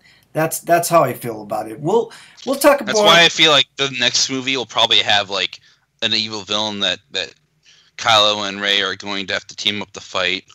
Yeah. No, I think that's kind of the point of this movie, is establishing that like he's evil. He's the bad guy, she's the good guy. I think they. Well, I never said a U-turn. I'd said they'd have to work together to fight a greater evil, and then they have their. But I don't want to spoil anything because, but that. I can't spoil it. Here's the thing. He doesn't come across as like commanding a commanding presence. I think that's the best way to describe it. He's not like if let's say you're even a stormtrooper. But I'm gonna ask though, devil's advocate, but is that really necessary? Hold on. Yes, it is necessary. Not after they're trying to go for a completely different angle. But why go with a different angle, dude? We want a real strong villain to go up against the rebels. We don't want some half-assed teen angsty guy that comes across as like indifferent. With Vader, at least you knew he's gonna fucking use his force powers, and we have yet to see Kylo Ren really harness his force powers or force lightning or anything of that nature. Like speaking of force lightning, apparently. All right, go ahead. Okay. I need to finish my point, Eric. Otherwise, it just goes away. He needs to show us a little more of his abilities to the best of to make us feel his power. He doesn't feel like a baddie to me. I don't know. Maybe I'm. I have to wonder though. I guess he definitely feels like the bad guy to me. It's just he doesn't feel like the guy in charge. Yeah, there you go. That's I'm trying to say, is it important that he's the guy in charge? I mean, wouldn't a story where he's struggling to maintain control of his army like be interesting as well? For instance, like when in the original Star Wars, Vader wasn't in charge. Talcon was, right? Yeah. But the Grand Moff kind of leaned on whatever Vader said, Yeah, but here's the thing. Well, for whatever Vader did, it was like still he came in the room. That's like, okay, that's the guy. Yeah. Yeah, I do want to see I'm not afraid of you and your badges anymore. I'm afraid of that guy. Yeah, see, I'm like, who's afraid of Kylo Ren? Like, honestly, like, anyways, we'll talk more about it next week. Let's, because I want to say there's like a lot of good stuff to the movie too. There is a lot of good. I do want to say though that I don't know if J.J. Abrams is a better director than Rian Johnson, because I don't like J.J. Abrams, but I'm not sure how I feel about Rian Johnson. I think he did a good job, except for a couple things, but we'll talk about it next week. We got lots to talk about with Star Wars, but we'll do it next week. Yeah, well, they answered one of my biggest complaints about the original, I think. One of the things I complained about was they didn't move the franchise forward as far as like ships and stuff like that, like the technology. Yeah. Whereas this one introduces new things. AT-ATs are different looking, but they're still AT-ATs. Well, right. They updated what they were from the original, which is, I mean, they kind of established it was going to be like that with the Clone Wars. It just bothered me. AT-ATs are like the new Super Star Destroyers. You know, another problem that they have... It just bothered me in Force Awakens that the X-Wings, even though they're supposed to be new and upgraded, like, they still look the same. Yeah. Whereas now they are... You can see that they're actually upgraded. Yeah, yeah. Well, and then the other problem I had is, like the weaponry was nowhere near as intimidating as, like, you know, the Death Star. So I expected more on that front, but we'll talk about it more next week. They kind of already did the Stealth Killer, so they kind of, like, blew their load. Well, and Dungeon Buster in chat says, I think he just needs to cut, speaking of the director again, he just needs to, I think he wrote it too, cut back on some things because a few of the surprises were still worth seeing. Yeah, I kind of agree. I think maybe he just needed to edit the movie better. Yeah, that would have probably helped it. Take out about 15 minutes and you'd really have something, if you could make Kylo Ren look a little bit scarier. But anyways, let's move on. You hate also, them, I had a hard time understanding the Codebreaker's speech patterns. Well, why are we really supposed to know? I could have used subtitles there because I couldn't tell what he was saying half the fucking time. Well, I don't think it was That's meant kind of for the us role to he know. played when he was in The Usual Suspects. Yeah. He did it. I think he did it on purpose, like he did in The Usual Suspects. Like he kind of made it like a mumbling voice, and there was kind of a stutter to it as well. Yeah.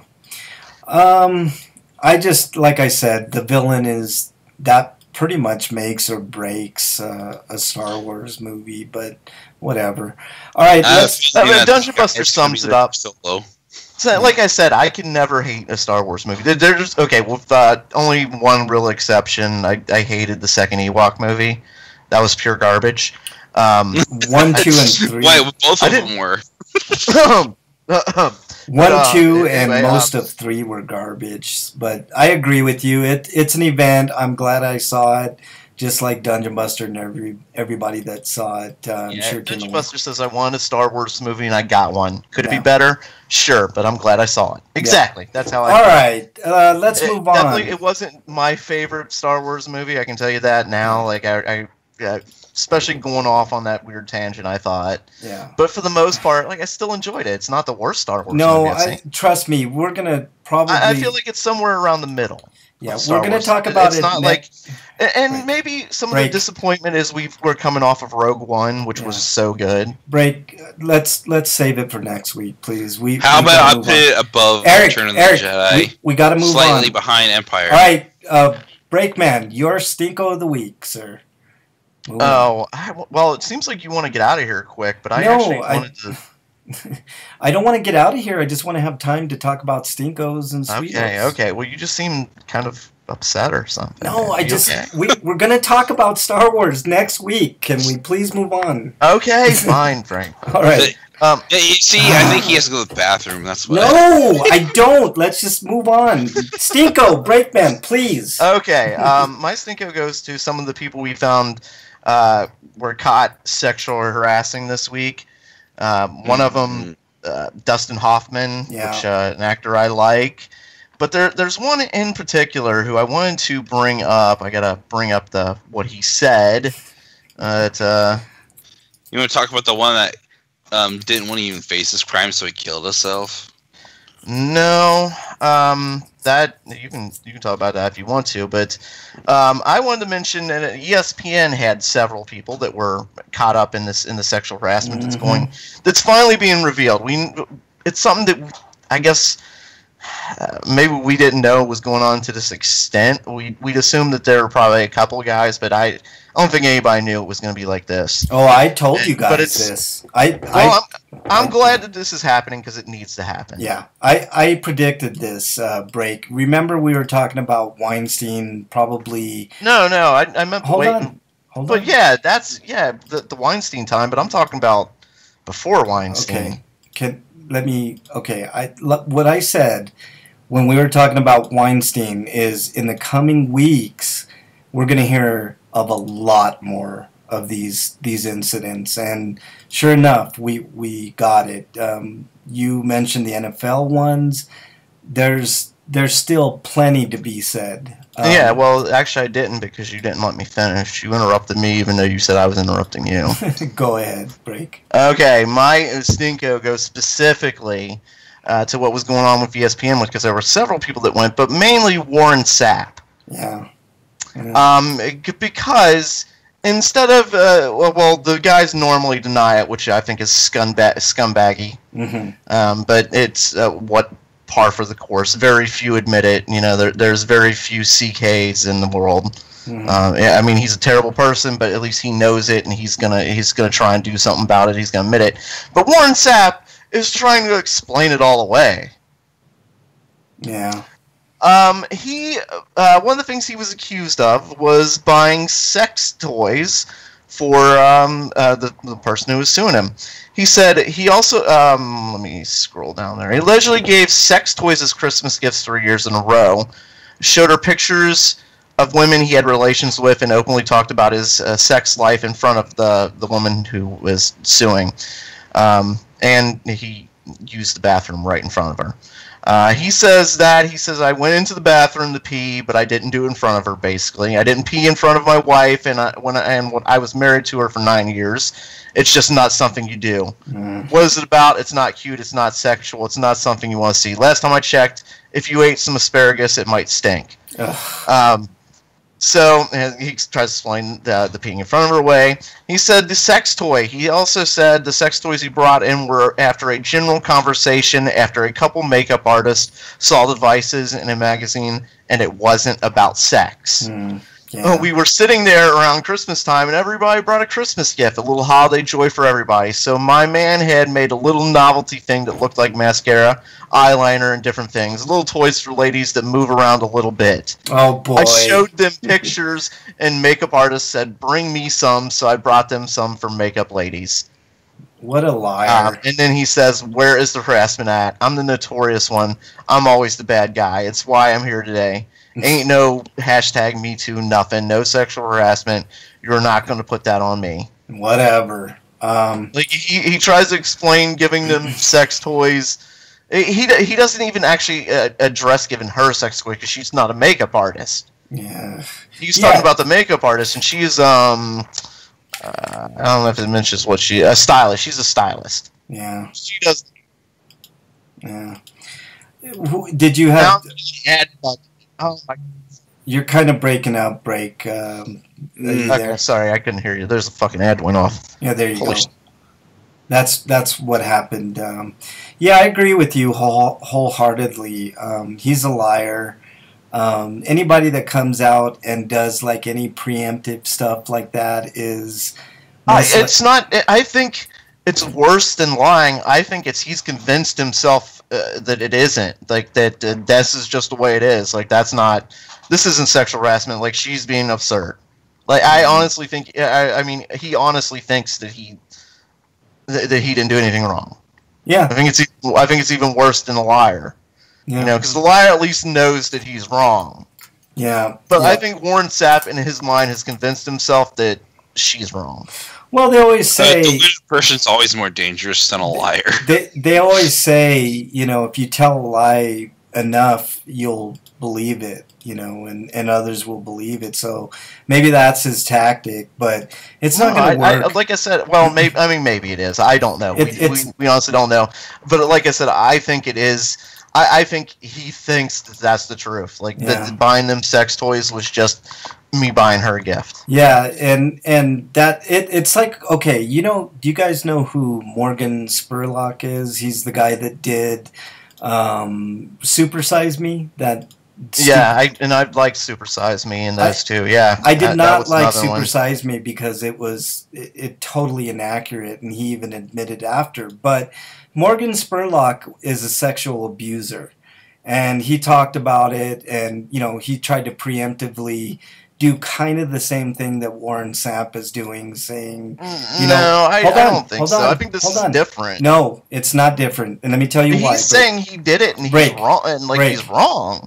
Let me explain why it's not different. Okay. He basically, Morgan Spurlock is making the argument that in his mind, he wasn't doing anything wrong, whereas he wasn't taking a look at the other side. So maybe in Warren Sapp's mind, like you said, he's not doing wrong. Like, he truly believes he wasn't doing wrong. But if you ask the women on the other end of that, maybe they were scared of Warren Sapp. I mean, he's what, 6'3", 300 pounds. He's a big NFL player. So you can imagine maybe that person, the woman, didn't want to say anything because maybe she was afraid. Like, he's not looking at the other side. Same thing with Morgan Spurlock. But according to what he's saying, he's looking at it now. Well, maybe, which is not what Warren Sapp is doing. But he did not apologize. So it's different. I think they're almost at the same spot. Maybe Morgan Spurlock. Because I think he's trying to say, I fucked up, and I need to change. I need to be different. Where Warren Sapp is saying, I did not fuck up. I don't need to change. She needs to change. So I don't see how that's the same. Well, it's the same because he didn't. I think you've screwed this up in your head somehow, Frank. No. Frank. I think Morgan Spurlock is probably on par with Warren Sapp because if you read those words, if you read what he put on his Facebook or Instagram, whatever it was, he basically did not apologize to the person. He did not. Look, I'm not defending him. I'm not. That's not what I'm trying to do. I'm just saying, I think I see some from the statement that he wrote compared to what Warren Sapp said. He is going at least for a different tactic. Well, I'm sorry, but we're going to have to agree to disagree, and I'm sure that the female on the other end of his... But he's saying, he recognizes he was wrong, whereas Warren Sapp is saying he wasn't wrong. By the way... Those are the complete opposite. By the way, Breakman, Morgan Spurlock raped that woman. If you read... He said that. Yeah, well, he didn't say it. He said he said she thought it was rape, but he didn't. Right. I get it. Right. So there's no admission from him. Very carefully... I would not be surprised if a lawyer had a part in that quote-unquote admission of guilt. But I agree with you. They're both scumbags. Warren Sapp is... I mean, there have been rumors about Warren Sapp for years, Breakman.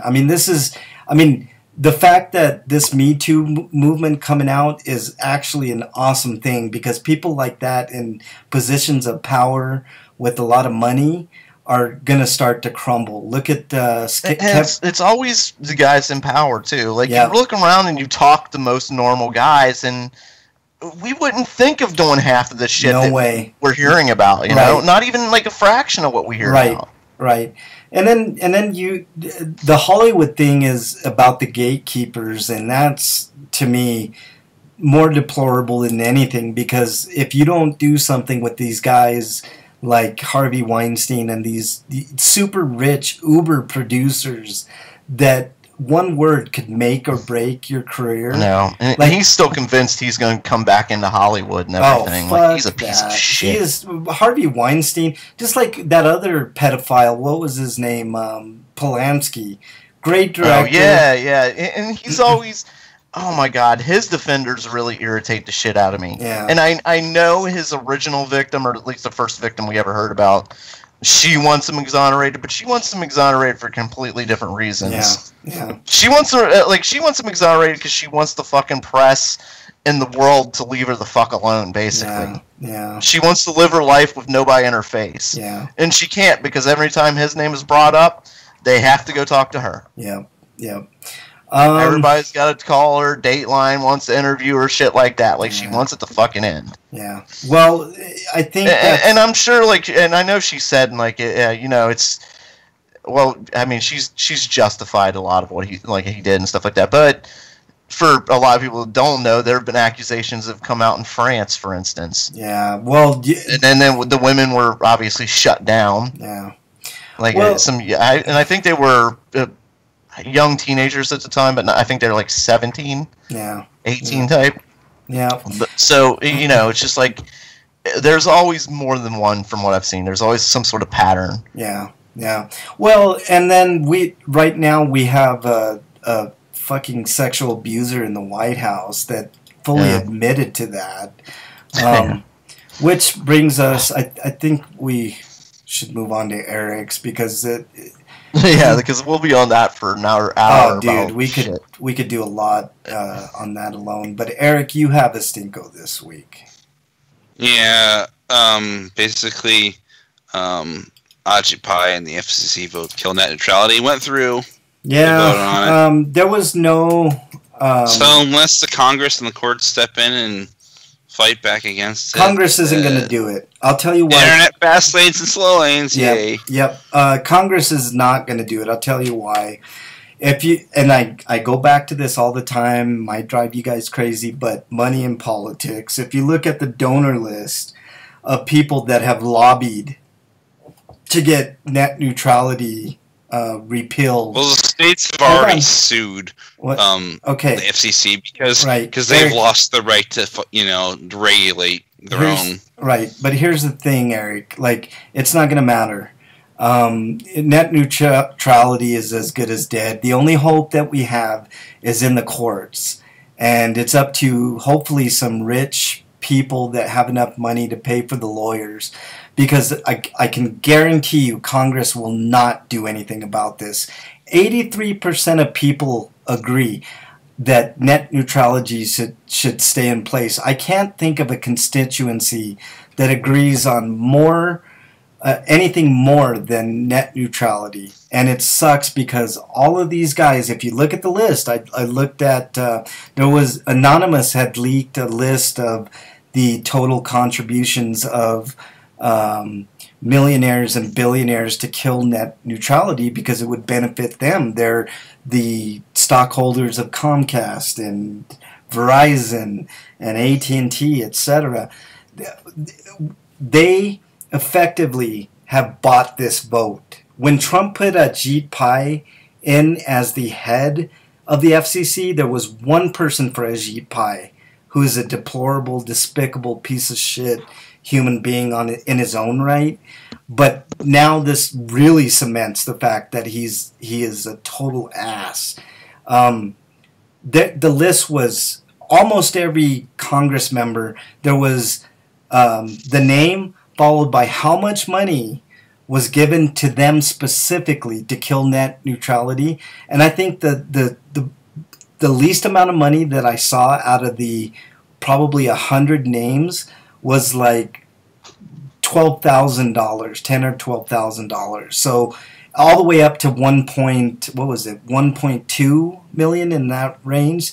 So you had all these lobbying firms and people lobbying against net neutrality, giving thousands and thousands of dollars to these guys.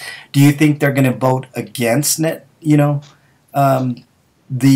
interest of the corporations, or do you think they're going to vote for it if they're getting money from these companies?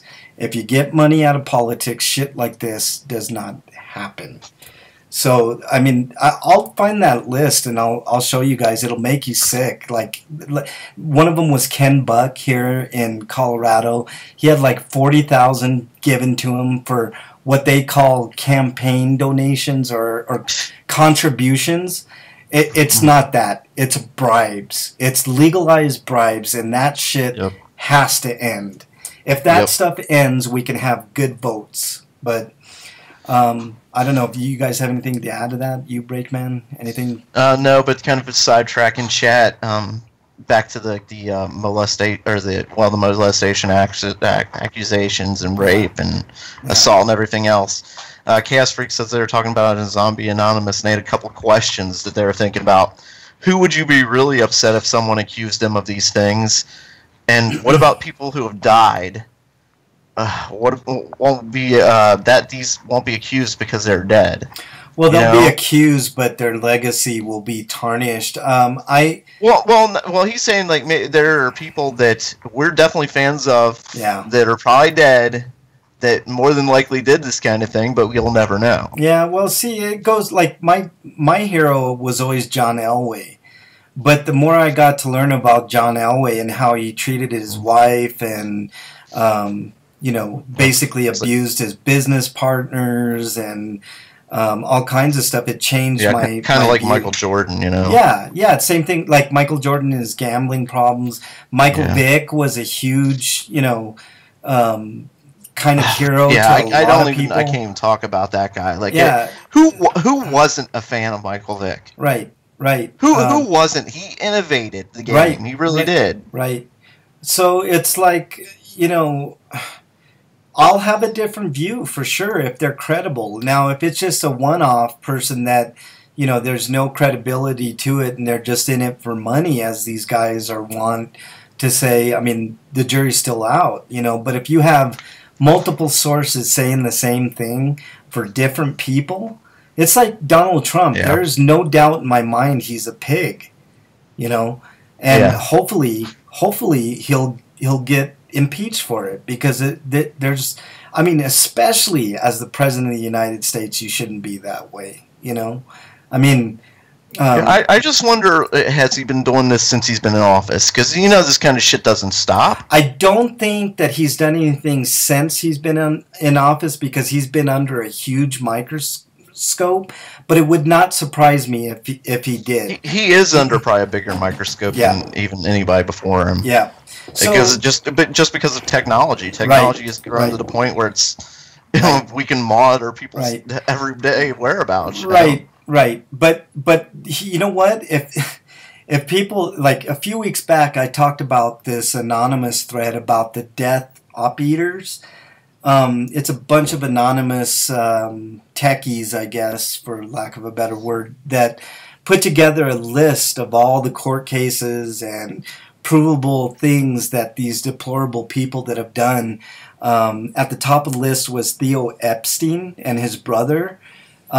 Their private jet was called the Lolita Express. That's how they. That's what they called it. And guess who was on a few of those flights? A lot of big name. Big name. But one very, very big name. Guess. You mean the commander and pervert? Yes. Yes. Pervert in chief. I forget. Donald Trump was close friends with the Epsteins, and it would not surprise me at all if he was involved in any and all of that nonsense with the Lolita Express. So, yeah, it's definitely a stinko for sure. I think it's weird that Trump is a pig, and then David Cameron fucked a pig. Yeah. Yeah, the Black Mirror episode, is that what you're referring to? No, I'm talking about David Cameron of the UK, the last prime minister. He apparently fucked a pig in college, a dead pig corpse. I guess that's why they did that Black Mirror episode, which was there's a new season of Black Mirror coming soon. Yeah, 29th. Yep, 29th. I can't wait, man. That series is great. Yeah. Let me go on to mine real quick. They passed the tax bill with flying colors today, so we're all screwed. We're all going to pay more in taxes. It's not. It was a tax cut for the rich, and they added about 1.5 trillion to the deficit, which already Paul Ryan's talking about cutting Medicare, Medicaid, and Social Security. So he calls them entitlements, which most people would say they're not. You shouldn't paint it that way, but they are entitlements. And you know why they call them entitlements? Because we're fucking entitled to them. So cutting them is a bad thing, not a good thing. And the rich get richer, the poor get poorer. So That's my take on that. And of course, Eric mentioned Ajit Pai, or as I like to refer him as Ajit Pai hole, because he's an ass and he's an asshole. So if you combine those things, he's a pie. Or a shit pie. Or a shit pie, yeah.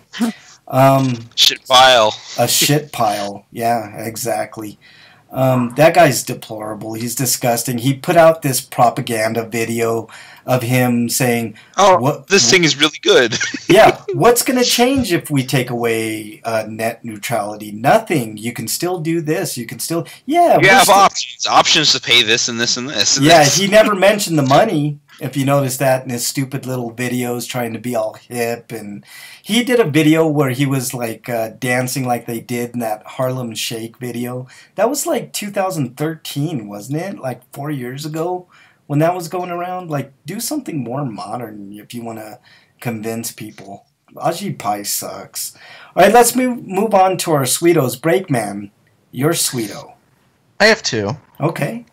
As Dungeon Buster said earlier in chat, you know, there may have been some problems with it, but still, we got a new Star Wars. Yeah, I agree. I'm always happy about new Star Wars, although I'm not quite sure yet if I want to go see the next Star Wars, because it seems like they're going to make a new Star Wars movie every year. Yeah. So I definitely am going to go see the numbered ones, but I don't know if I'm going to keep going to see, like, every year. Yeah, I don't know if I'm going to see... and Fett and Rebel.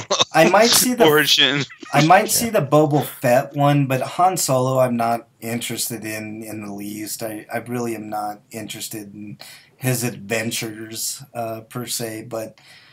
what? Next Star Wars? Until they do the Jar Jar Solo movie. But it's coming out in May, when Infinity War is coming out. Oh God, Infinity War! Holy fuck, am I excited for that movie? Yeah, me too. Yeah, for sure. All right, Break. What else you got, man? My other one goes to there was a little election that happened earlier this week, which was big news throughout the country. Yeah. I know there are people like Gripper don't listen, but there was a guy who was running to be was he senator or was it House? Senator. It was senator. Okay. Named Roy Moore, who is one of the most controversial people in the world. Well, I should say America. Because, well, he's an asshole for one, but twice he has defied the Supreme Court. Yeah. Been removed from the bench for telling the Supreme Court to stick it, because it's his rule goes above even the Supreme Court apparently. He has said that gay people. He said a lot of terrible things about gay people. I'm not going to start listing it all because I don't have exact quotes right now. That's mentioned black people. Yeah, well, I mean, racist things about lots of. I think I know he's said about Muslim culture, so some bigotry there. Black people, gay people. I'm sure he's offended other people too because he's an asshole. Yeah. Main reason is because he touches little girls. That's the. And then there's that. In this last month, he was accused of fucking molesting goddamn children. Mm-hmm. Like, how fucking evil can you be? Like, this guy... Banned from a mall because he was harassing teens. Like, let me see. Molested kids, told the government to stick it. Well, I don't like the government, but he told the courts to stick it because his rule is the law, apparently. Yeah. He sounds like a right... one of the things, and a little fun story about this guy, one of the things that he got kicked off the bench for because he denied the Supreme Court was he had to remove these stone tablets of the Ten Commandments. Yeah. Those stone tablets... he paid for with tax dollar money to have built and put in the courthouse. Yeah. Gripper says he sounds like a right idiot. Yeah, if you can... I'm trying to think of a politician in the UK, but they don't really have a problem with that in the UK in politics. They have other problems, but... I don't know about the child molestation. He's like the most extreme right person ever. Basically, like if you heard of an extreme right thing, and Gripper, basically you look down like a checklist of extreme right, Roy Moore, check mark and everything. Yeah, and you know what? My Sweeto is also that special election break, so I'll quickly give you this point, and then I'll kick it back to you guys. But what does it say about our country that we were within mere, like, what, we had to hope beyond hope that a Democrat that's not even a great Democrat had to beat a child molester to be a senator, and he barely beat him. Yeah, like I normally don't... Because there's too many insane, stupid voters in Alabama. Well, at least 650,000 of them. But what were you going to say, Break? Mrs. Bergman distracted me real quick. But I was going to say, so many people voted for him still, despite being accused of molesting kids. Because, well, what happened was he starts running for senator, and then towards the end it comes out, and the people who defend him, that always defend these people, are like, well, this is happening, this is a conspiracy. Yeah. Well, when they're getting, accused of stuff like that. Well, maybe, but then they need to go deal with that. They don't need to be in Congress. Yeah. You need to find out why you're being accused of that. Let me give you... Yeah. According to Freak, he released a video on YouTube blaming gay people for his loss. Anybody... And I was going to say, like, I don't normally go out and vote for politicians, but I would have gone out and voted for the guy against him. Yeah, just because, like... it's horrible enough that there are guys already in there, some that we've known about, like Trump, but this guy is the worst of the worst. I think Trump's up there with him too. Well, But the thing about it is he...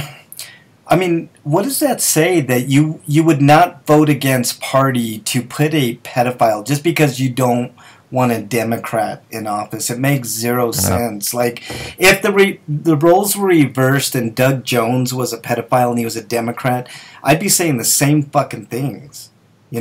I'd be saying, don't vote for that guy, vote for the Republican. It's kind of lesser of two evils. You know what I mean? You know what really bothers me is this just it brings me back to the Clinton days. Like, as soon as he was accused, like, multiple times of, like, assaulting women and rape at even one point, and just touching and stuff like that, like, I'm completely out, and I know a lot of, like, people on the right wing were with me, like, no, like you can't have that kind of guy in office. But then, several years later, we get Trump, and those same people are like, no, these are lies. Yeah. Wait, but you still think Clinton's a rapist, but you think that Trump's innocent. Yeah. Freak 5 says... This mindset for this party, Republicans and Democrats too, like this blind loyalty to the party. Yep, blind loyalty to party is no good. That's why the two-party system can never work. It can never work. And I was thinking about, we need. There were a lot of write-in voters, and those people who vote on the right and they didn't want to vote for a Democrat, but they went in and wrote a write-in vote. Good for them. Yeah, good for them. Because honestly, they were the difference. I mean, if you ask Democrats about write-in votes, they would give you the third degree about that's why Clinton lost, was because of the write-in vote. Well, go fuck yourself, But I was thinking we need another option on ballots, not just the other parties, but we need a no option. We need to say, if anytime all the choices suck, we can say no. And you know what happens? They say, okay, we gotta move away from these people, and we get new people that we get a choice with. You know what we need is a better system of primaries. Bernie Sanders was fucked in that primary, man. Yeah. Totally fucked. He would have been a head and shoulders above the rest of the candidates. I'm not saying he's perfect, but he would have been way better than what we got. Way better. Let's see. Freak 5 says... I'm not going to read what he said in chat because I know what will happen, and since you've been on that, Frank, go ahead. Freak 5 said, people who defend Roy Moore probably think Hillary Clinton was guilty of the Pizzagate accusations. We've already talked about that. Yeah, and I'm not going to make that guy mad. Yeah, we're not... Again. We're not gonna, I don't care. I want to yell at him. Yeah, we're not going to have pizza. I vote none of the above. Yeah, well, you guys... I can't do a good Richard Pryor. You guys... I'd like to. You guys heard me... I can't do it. You guys heard me take Pizzagate Howie apart with his liking of Trump, and I'm like, ugh. It's like, come on, man. One of his quotes was he would forever like Donald Trump for preventing Hillary Clinton from being in office. That's. Hey, he's pretty much a Roy Moore dude. Yeah. All the people that defend Roy Moore. Yeah. I can't say that for sure, but I'm not saying he's defending. I'm saying he defended Roy Moore, but the mentality is the same. Yeah. Well, let's move on. Eric, your Sweeto. My Sweeto. It's gonna sound like it's not a Sweeto because there is a shitty part to it, but basically, Australia's Catholic Church has rejected calls by wide-reaching investigation into child abuse to end mandatory celibacy for priests, and the Australian royal. But that's the stinky part, though. The good part, though, is that the Australian government actually bothered to go after them and say, "Hey, you should probably drop mandatory celibacy." Because this conflation of what celibacy versus chastity has got to end, and maybe we could reduce the number of child abuse rape cases. Yeah, I would agree with that, and I think a good case study is in Texas, of all places. They don't. Here's the weird thing, though. Celibacy is a vow to not get married, but that doesn't actually prevent you from not having sex. But the church has wanted to regulate the control of sexual urges and priests for such a long time that they conflated the definition between chastity and celibacy. Chastity is disavowing sex. Yeah. I would agree with that. And like I said, in Texas, there's no place that does it like Texas. They have the highest rate of teen pregnancy in the entirety of the United States because they don't fund sex education programs. They try to preach celibacy, and it just doesn't work with hormonal teenagers. It just doesn't. It definitely doesn't. So the Sweeto is that the government actually tried to do something about it. Yeah. And so basically they're putting pressure on the church now, and they're monitoring them. They're just basically saying, hey, we're watching you, so if you fuck up, we're going to go after you hard. Yeah, and this is one instance of government intervention that I am fully embrace. So that's good. What else you got, Eric? And it's Australia of all places, too. I know, of all places. All right. If you think about it, they have very high censorship on video games and movies and stuff like that. So maybe it's not so far off of what they feel. But what's your? Put the link in chat. Yeah. All right. What else you got, Eric? Anything else? That's my only Sweeto. Yeah. All right. Other than Patreon redacting its policy changes. I know. So they're not going to do the service fee. Yeah. But the thing is, it was kind of a half-hearted apology. It's more like they got caught with their pants down and realized that Jim Sterling thinks that they thought that they were doing right by doing it, but they didn't think it through. Yeah, I agree. In chat, they were trying to help. They were trying to help out. They're stupid and incompetent because they're trying to solve a problem by helping out the patrons, the people who were running the campaigns, by giving them more money. But they already had a solution to that problem. Yeah. And they kind of forgot about it, I guess, and did this, and then it only ended up hurting them. Richard Pryor makes everything better, guys in chat. They're talking about Richard Pryor. But, all right, let's move on to our free-for-all real quick. We'll do one of these. It's 7 myths that We'll do one a week, maybe. Yeah, we're going to do one a week. The first one this week, 7 myths that gamers believe in. The first one is, game companies care about me. They don't. They really don't. Smaller. What planet are you living on that you could believe that? Yeah, smaller independent developers might care about you. That is completely possible, but publicly traded corporations do not. How many times have I made this point on these airwaves that corporations aren't people? They're incapable of the emotions that go through a person. So why they're even more funny is ascribing emotions to a company that only cares about making money. Yeah, which is why they'll say stupid things like Nintendo didn't put this game on Virtual Console because they don't like fun. And Wyland remembers this because I was on Twitter talking with a nutcase named Lucifer. Well, with the name like Lucifer, I mean, no, but it says something it's here. It's supposed to be a pun on Lucifer, by the way. This right here, I'm going to highlight this up on the chat. This right here, this sentence basically says it all. It says, but despite what some politicians will tell you, corporations aren't people. People might love you, but corporations do not. So I couldn't have said it any better. I agree 100% with that. I've said it 100 times. Corporations aren't people. They don't care. They only do one thing. Their focus is one thing: money. How much money can I make my shareholders? That's it. That's what corporations are around for. Nothing more. So, that's one myth that gamers believe. Actually, you could that first one you could kind of say everybody kind of thinks that companies are people, but they are not people. All right. Anything else, guys? Actually, there's a quick question. I told her no, but she wanted me to ask anyway. Yeah. Mrs. Breakman wants to know if there's anybody here who plays The Sims.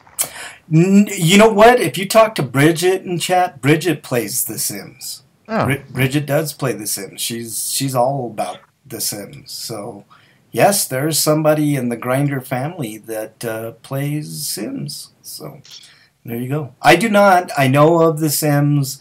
I know how popular those games are. I'm sure I'll get a healthy dose of it when I get my... Do you try to trap your Sims? No, but Bridget told me that she kills her Sims. She's evil with her Sims. She likes to kill them. Yeah, see? Bridget says, me! She's all happy in chat.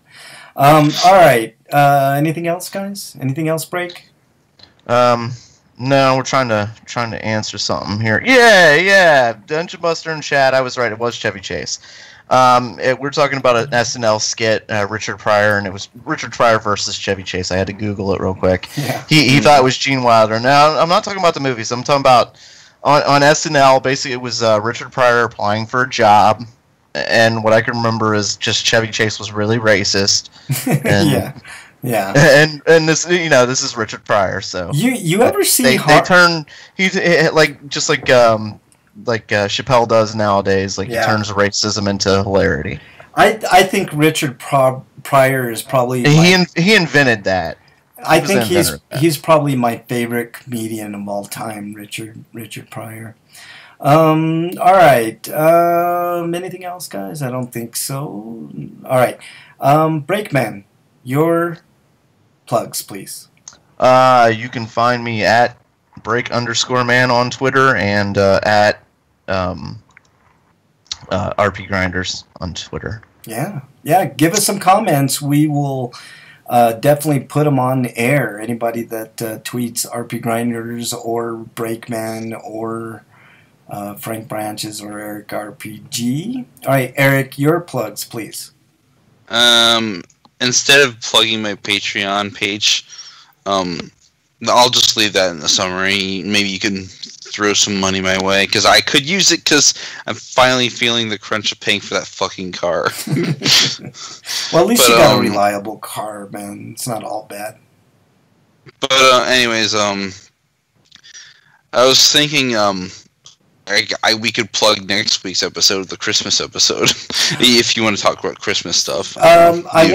Next week. Well, yeah, we can do a Christmas theme / Games of the Year episode next week. That's what's on tap for next week. So we'll be talking about the games that we played, or from our view, like in my case, the games that I watched because I didn't have a system. I played a few games this year, but We're going to do our games of the year and year in review type show and Christmas show. So that'll be what's on tap next week. Anything else, Eric? I'll just say the gaming year might be short because you haven't really played any other than Marvel Puzzle Quest. No, well, no, but I know what video games are and aren't good. Like I've seen plenty this year, so even though I haven't played them, You've watched Let's Plays. I've watched a lot of Let's Plays. I've seen a lot of good games, bad games, everything in between. I'm not going to give you a game of the year per se because I haven't had a system all year, but I will definitely add my input to what I view as the games of the year, etc.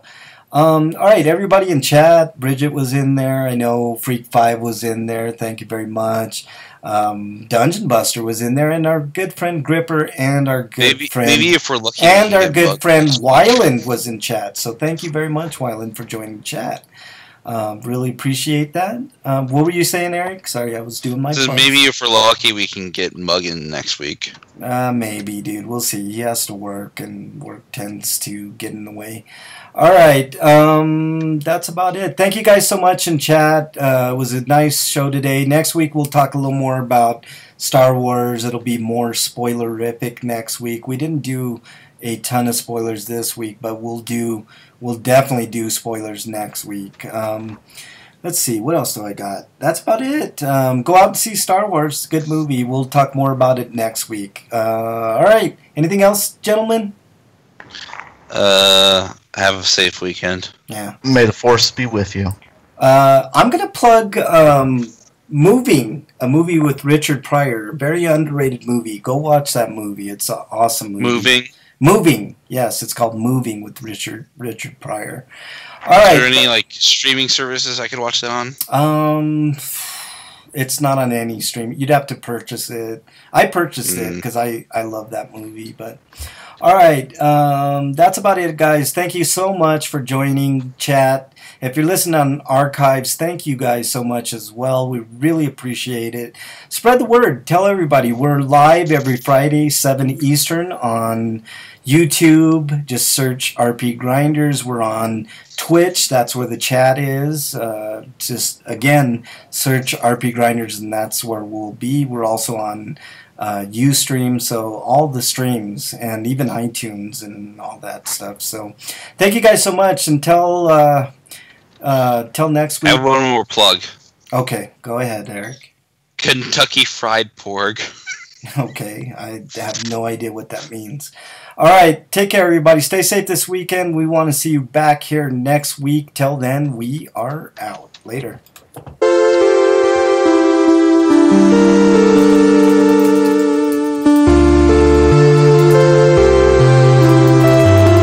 Dun, dun, dun, dun, dun,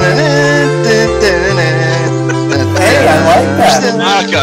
Remix. I love it. Keep going. Keep going. Come on. We want to hear it. Break more. Do it. Oh, I think the theme was over. That's why I quit. No. Keep going. Keep going. Come on. We want to hear it. All right. Here's your grinder dance party, folks. Later, everybody in chat. Thank you guys so much. We really appreciate all of you all the time on archives. Thank you. All right. Everybody in chat, you guys rocked it today. I'm hoping we get more people if there's a centralized Twitch chat. So if you see any of your friends on Twitch or YouTube as you're browsing, tell them about the show live every Friday. Thank you guys. I'm going to stop the stream. You guys rock. I'm on Twitter, Frank Branches. I am not a robot. Later.